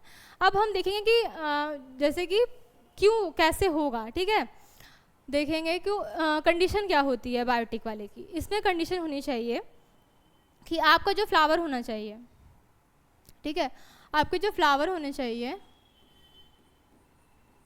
वो आपके लार्ज होने चाहिए, ठीक है। आपका फ्लावर लार्ज होना चाहिए, बड़ा फ्लावर होना चाहिए। सूरजमुखी का फ्लावर देखा इतना बड़े बड़े होते हैं, येलो येलो, येलो कलर बहुत ज़्यादा अट्रैक्ट करते हैं इंसेक्ट को, ठीक है। तो लार्ज होने चाहिए बड़े फ्लावर, ताकि वो देख करके ही एकदम अट्रैक्ट हो जाएं, ठीक है। और क्या होने चाहिए, ब्राइट कलर्स होने चाहिए, ब्राइट कलर्स होने चाहिए एकदम, मतलब मस्त कलर की देख के ही एकदम मनमुग्ध हो जाए ना, तो वाओ कितना सुंदर फ्लावर है, और वहाँ पर अट्रैक्ट होकर वहाँ पर चले जाएं। और क्या होनी चाहिए, और फ्लावर में क्या होती है, फ्रेगनेंस होती है, स्वीट फ्रेगनेंस होनी चाहिए, ठीक है, स्वीट फ्रेगनेंस होनी चाहिए। क्या क्या हुआ, हमें जो बायोटिक हमारा पॉलिनेशन है उसके लिए हमें क्या क्या कंडीशन होनी चाहिए, उसके लिए जो हमारा फ्लावर होना चाहिए वो होना चाहिए large, bright in colours and sweet fragrance. इन सब की वजह से जो आपके इंसेक्ट हैं वो अट्रैक्ट होंगे। देखो इंसेक्ट ऐसा नहीं है कि सिर्फ पॉलिनेशन करा रहे हैं, ऐसा नहीं है कि सिर्फ भाई पॉलिनेशन कराने के लिए हमारी हेल्प कर रहे हैं, उनको भी लालच होता है किस चीज़ का, एक तो मनमोहक होकर मस्त आ जाएंगे, उनको अच्छा लगेगा, दूसरा वो नेक्टर के लिए आते हैं, किस चीज़ के लिए, इंसेक्ट को क्या मिल जाएगा, इंसेक्ट को मिल जाएगा नेक्टर। आते हैं ना फूल पे सब बैठ करके भाई उसका नेक्टर ले ले करके जाते हैं, बटरफ्लाइज हो गई, हनी बीज हो गई, तो उनको क्या चाहिए होता है, उनको चाहिए होता है नेक्टर, इस वजह से वो फ्लावर पे जाते हैं, वो तुम्हारा पॉलिनेशन कराने के लिए नहीं जाते हैं। बट फ्लावर क्या करता है, उनको लालच देता है कि तुम आओ, तुम अपना नेक्टर ले लो और मेरा भी साथ ही साथ काम कर दो, ताकि हमारी भी जनरेशन आगे बढ़ जाए, ठीक है। तो इस तरीके से म्यूचुअलिज्म होता है इन दोनों के बीच में, तुम मेरा काम करो हम तुम्हारा काम करें, इस टाइप का। तो इस टाइप से क्या होना चाहिए, इस बायोटिक पॉलिनेशन होने के लिए कंडीशन होनी चाहिए कि वो फ्लावर लार्ज हो, ब्राइट कलर्स हो, डार्क येलो मतलब येलो हो, ब्लू हो, पिंक हो, मतलब मस्त अच्छे अच्छे कलर्स हो, और उसकी फ्रेगनेंस बहुत मनमोहक हो, ठीक है। क्यों, क्योंकि इंसेक्ट को अट्रैक्ट करने के लिए, फॉर अट्रैक्ट इंसेक्ट्स, ठीक है। ये हो गया आपका। अब हम करते हैं एबायोटिक वाला। एबायोटिक में क्या होना चाहिए, ठीक है। एबायोटिक एजेंट्स में आपके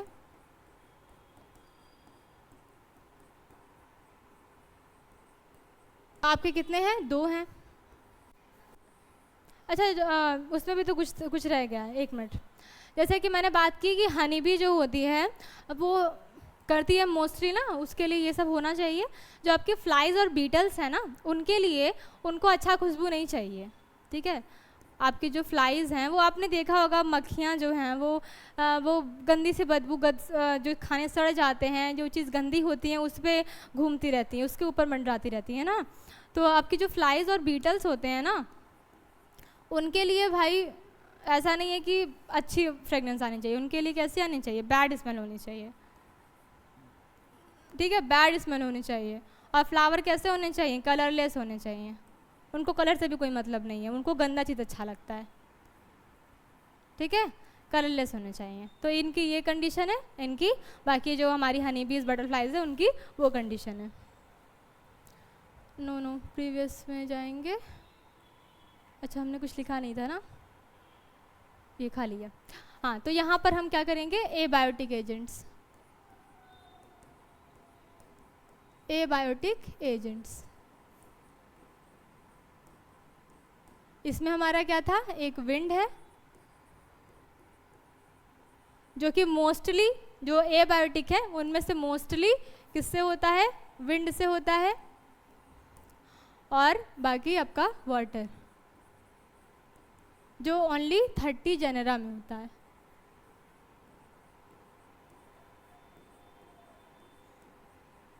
ठीक है। विंड के लिए फ्लावर की क्या कंडीशन होनी चाहिए, और जो स्टेमन हैं, जो कार्पल हैं, उनकी क्या कंडीशन होनी चाहिए, ठीक है, वो देखेंगे। विंड पॉलिनेशन के लिए जो आपके स्टेमन है, स्टेमन क्या होता है, जो आपके स्टेमन हैं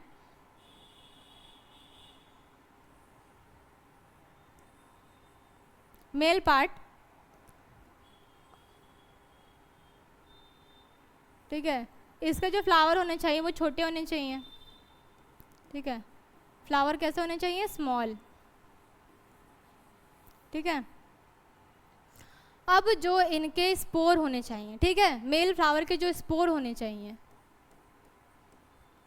उनकी जो क्वांटिटी है वो बहुत ज़्यादा होनी चाहिए, हायर अमाउंट, ठीक है, हायर अमाउंट में प्रेजेंट होनी चाहिए, ठीक है, higher present in higher amount. क्या करूँ, फिर से लिख दूँ? स्पोर जो होना चाहिए प्रेजेंट इन हायर अमाउंट। अब भाई अगर ज़्यादा अमाउंट में होगा तभी तो वो कर पाएगा ना, क्योंकि भाई कितने सारे तो वेस्ट हो जाएंगे।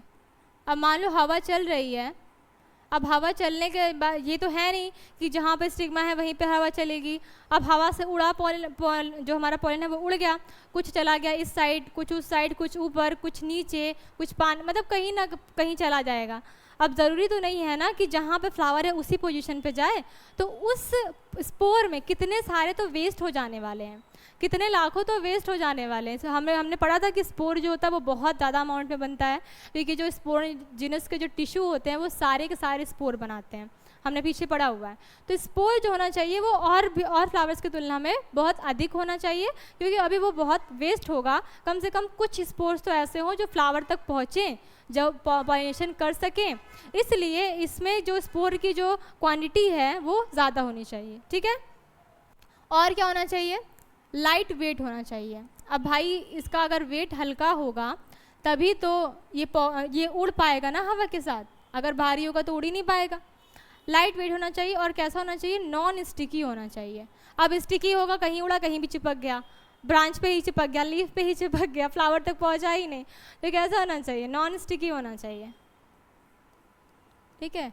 ये सब किसी कंडीशन है, ये सब आपकी उसकी स्टेमन ही कंडीशन है। ये आपका क्या है? स्टेमन है, ठीक है। आपका जो ये स्टेमन है ये इसकी कंडीशन होनी चाहिए। कलर चेंज कर लेते हैं। ये सब स्टेमन की कंडीशन है कि विंड पॉलिनेशन होने के लिए ये सब कंडीशन होनी चाहिए। अब हम क्या करेंगे? वाटर वाला मिटा देते हैं, वाटर वाला अलग से देख लेंगे, अलग पेज पे, ठीक है। अब हम देख लेते हैं फीमेल कंडीशन क्या है। फीमेल वाला क्या होना चाहिए? फ्लावर कुछ ज़्यादा ही बड़ा हो गया, इतना बड़ा भी नहीं होना था, सेपल हो गया। देख रहे हो हम पूरा फिगर बना रहे हैं बार बार, ताकि आप लोग कुछ भूलने ना पाएँ। फ्लावर का स्ट्रक्चर में 4 ही चीज़ मेन होता है, 4 चीज़ बार बार बना रहे हैं हर स्ट्रक्चर में। आप भी पूरा स्ट्रक्चर हमेशा बनाएंगे ताकि हर चीज़ आपको एकदम अच्छे से याद हो जाए। जितनी प्रैक्टिस करेंगे आप उतना आपको अच्छे से लर्न होगा, ठीक है। इसमें क्या कंडीशन होती है? इसमें जो इन दोनों की होती है, कॉमन कंडीशन है। जो आपका स्टिग्मा और आपका जो कार्पेल है ना, वो इन दोनों बोथ के लिए हम लिख दे रहे हैं। स्टेमन होता है ना, स्टिग्मा तो इसका पार्ट होता है। स्टेमन और आपका कार्पेल वेल एक्सपोज्ड होना चाहिए, एक्सपोज्ड। जैसे कि एकदम जब खुला होगा, स्पोर उड़कर आया, तो जब वो एकदम फैला हुआ होगा तभी तो कहीं से भी स्पोर आए उस पर लग जाए, ऐसा होगा ना, एकदम एक्सपोज्ड होना चाहिए। तो स्टेमन और कार्पल ये दोनों में ये कंडीशन लागू होती है कि दोनों वाले में आपका फ्लावर कैसा होना चाहिए? आपका जो पार्ट है वो बिल्कुल एक्सपोज्ड होना चाहिए। और जो इसका स्टिग्मा है ना, ये कैसा होना चाहिए? इसका स्टिग्मा होना चाहिए स्टिकी, ताकि स्पोर आए और इस पर चिपक जाए। और कैसा होना चाहिए? फेदरी, ठीक है, एकदम कंफर्टेबली आकर के आपका जो स्पोर है वो बैठ जाए उसको, और इसका, ठीक है, एकदम स्टिकी हो, फेदरी हो, ताकि कंफर्टेबली आकर के आपका स्पोर जो लैंड हो सके और फिर वो पॉलन ट्यूब बना करके एग तक पहुंच सके, ठीक है। तो ये कंडीशन थी हमारे एंथर की, ये कंडीशन थी हमारे कार्पेल की। कैसे होनी चाहिए? वेल एक्सपोज होनी चाहिए, स्टिकी होनी चाहिए और फेदरी होनी चाहिए, ताकि आकर के वो आराम से लैंड कर सके, ठीक है। चलो अब क्या करेंगे, अब बच गया वाटर पॉलिनेशन, आज का लास्ट टॉपिक। ठीक है, तो वाटर पॉलिनेशन हम देखेंगे। वाटर पॉलिनेशन में क्या बात है, वाटर पॉलिनेशन पता है आपको, वाटर पॉलिनेशन इतना गंदा है कि वाटर में रहने वाले जो प्लांट्स होते हैं ना, वो भी नहीं चाहते कि मेरा वाटर पॉलिनेशन हो। पता नाम है वाटर लिली, वाटर हायसिंथ ना, वाटर आगे नाम में लगा हुआ है, लेकिन वो पॉलिनेशन कहते हैं हम वाटर से नहीं करेंगे। वाटर बहुत ही मतलब गंदा पॉलिनेशन करता है। ठीक है, वाटर में भाई बहुत रेयर चांसेस है पहुंचने के। स्पोर वाटर में गिरा, वाटर फ्लो करता रहता है, वो बहा के कहाँ स्पोर लेकर चला जाए। ठीक है, तो बहुत बहुत कम चांसेस होते हैं वाटर से पॉलिनेशन होने के। तो इसलिए जैसे कि ये नाम में से कंफ्यूज करता है, इसलिए इसको हम लोग लिख लेते हैं ताकि हमें कोई कन्फ्यूज़न ना हो कि जो हमारा वाटर लिली और हमारा वाटर हायसिंथ के बारे में आपने सुना है, पिछले क्लासेस में आपने पढ़ा होगा, ये टेरर ऑफ बंगाल।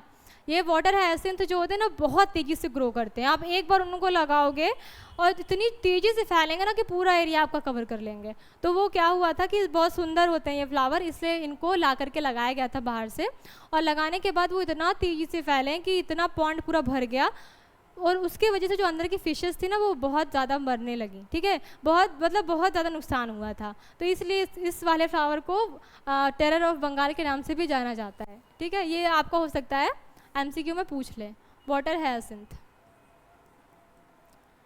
ठीक है, वाटर हायसिंथ को क्या नाम से जानते हैं, terror of Bengal, terror of Bengal. चलो, ये दोनों जो पॉलिनेशन, ये जो दोनों फ्लावर हैं आपके, वो नाम तो इनके आगे वाटर लगा हुआ है, बट ये वाटर से वाटर पॉलिनेशन नहीं करते हैं। ये या तो विंड करेंगे या तो हमारा जो बायोटिक वाला था, इंसेक्ट वाला, वो वाला पॉलिनेशन करेंगे। Water pollination not occur. ठीक है, इसमें इन दोनों फ्लावर्स में वाटर पॉलिनेशन पॉसिबल मतलब होता ही नहीं, पॉसिबल क्या, वो करते ही नहीं है। ठीक है, अब वाटर पॉलिनेशन होता किन में है, तब मैम इसमें नहीं होता, फिर होता किस में है, तो देख लेते हैं आगे। चलो, तो क्या था हमारा, वाटर पॉलिनेशन होता किस में है ये पढ़ना, लेकिन लिखे तो अच्छे से। चलो, वाटर पॉलिनेशन होता किस में है, देखो एक दो कंडीशन में होता है वाटर पॉलिनेशन। ठीक है, एक होता है अपर सरफेस ऑफ वाटर, जो सरफेस के ऊपर अपर सरफेस पे होता है,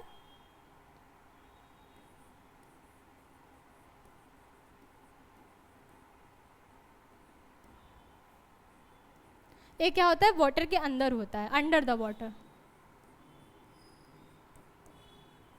अंडर द वाटर। ठीक है, तो ये दो कंडीशन है वाटर पॉलिनेशन होता है। इन दोनों के एग्जांपल्स मैं बता रही हूँ। जो वाटर के सरफेस पे होता है ना, उसमें क्या होता है, सरफेस पे आकर के आपकी जो फीमेल वाला पार्ट होता है ना, वो ऊपर रहता है। कुछ इस तरीके से हम बता देते हैं आपको। पानी पानी कर लेते हैं पहले, ब्लू पानी पानी। ठीक है, आपका एनसीईआरटी में वेलिस्नेरिया नाम है वो फ्लावर का, वो मेंशन है, इसलिए मैं आपको बता रही हूँ। ठीक है, यहाँ पे फालतू की चीज़ें कोई भी नहीं पढ़ाई जा रही है। जो भी एनसीईआरटी में, एनसीईआरटी की एक एक लाइन ही कवर करने की कोशिश कर रहे हैं, क्योंकि अब ये ट्रेंड ही चल चुका है कि क्वेश्चंस एनसीईआरटी से ही बनते हैं, चाहे वो बोर्ड्स हो चाहे वो कोई और एग्जाम हो, क्वेश्चन एनसीईआरटी से ही आते हैं। तो जो आपका वेलिस्नेरिया का जो प्लांट होता है, वो कुछ इस तरीके से आपका मान लो प्लांट है, और आपकी जो ये अपर सरफेस पे आपका प्रेजेंट होता है फीमेल वाला पार्ट। ठीक है, जो आपका स्टिग्मा होता है और यहाँ पर प्रेजेंट होता है, और स्पोर यहाँ पर, ठीक है, बहते बहते आते हैं फ्लो में, और यहाँ पर आकर के इनका फ्यूज़न होता है, और फिर ये जो प्रोसेस है हमारी होती है।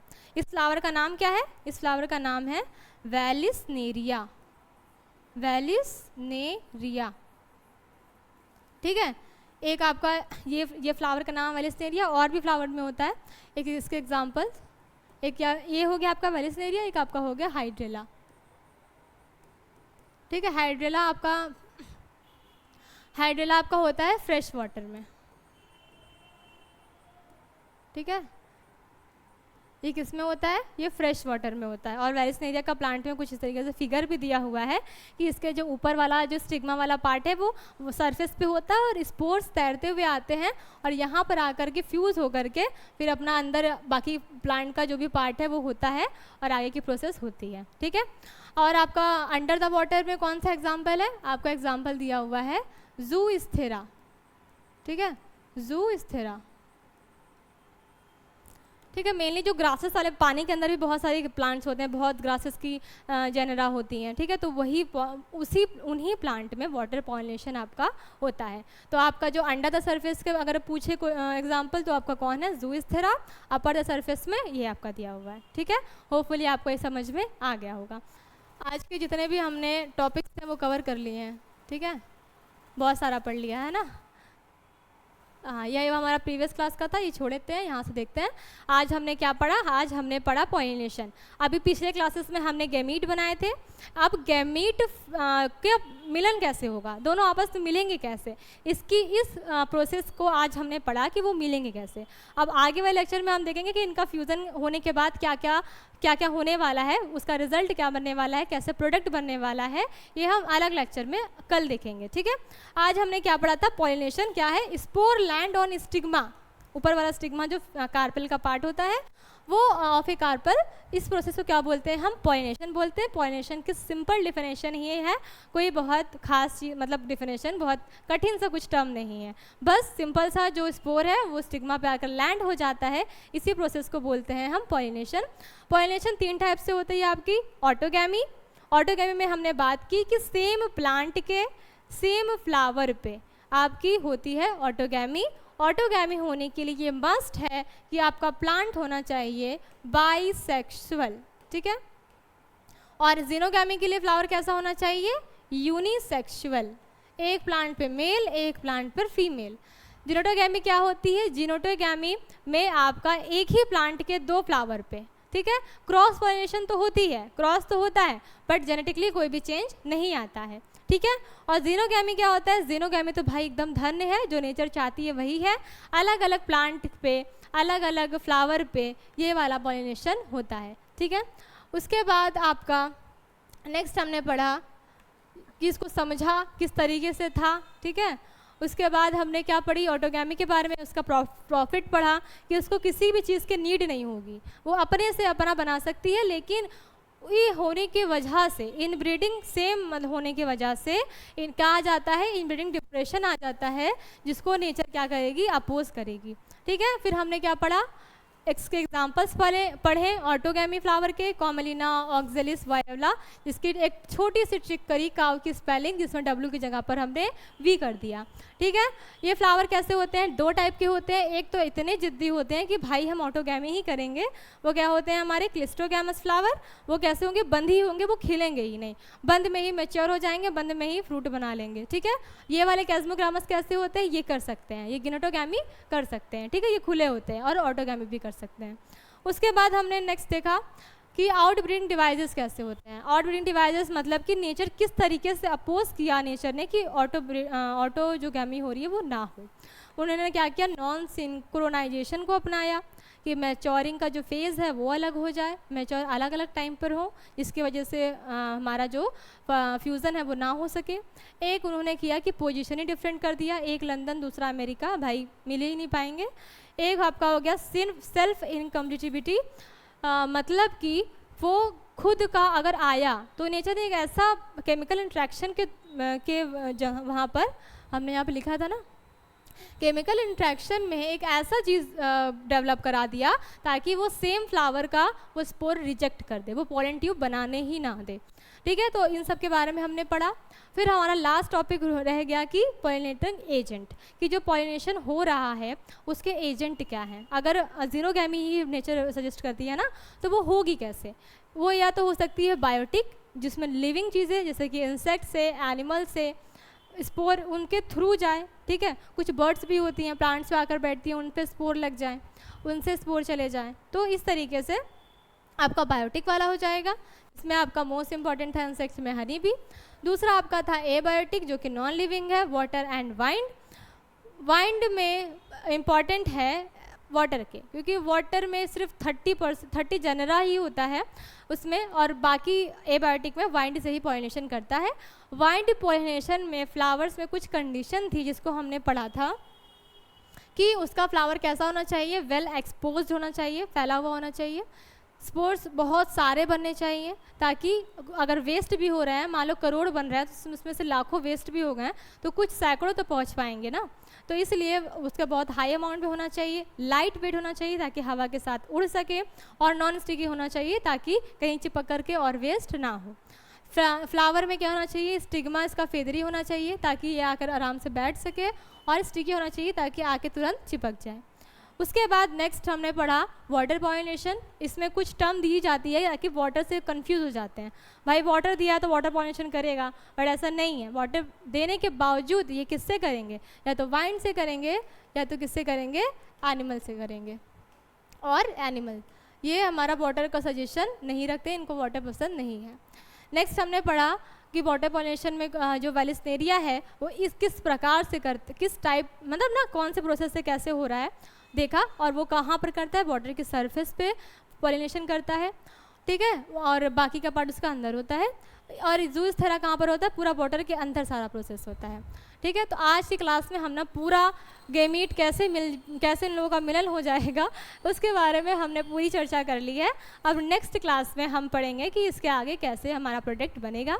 थैंक यू सो मच, आशा आप अच्छे से पढ़ रहे होंगे।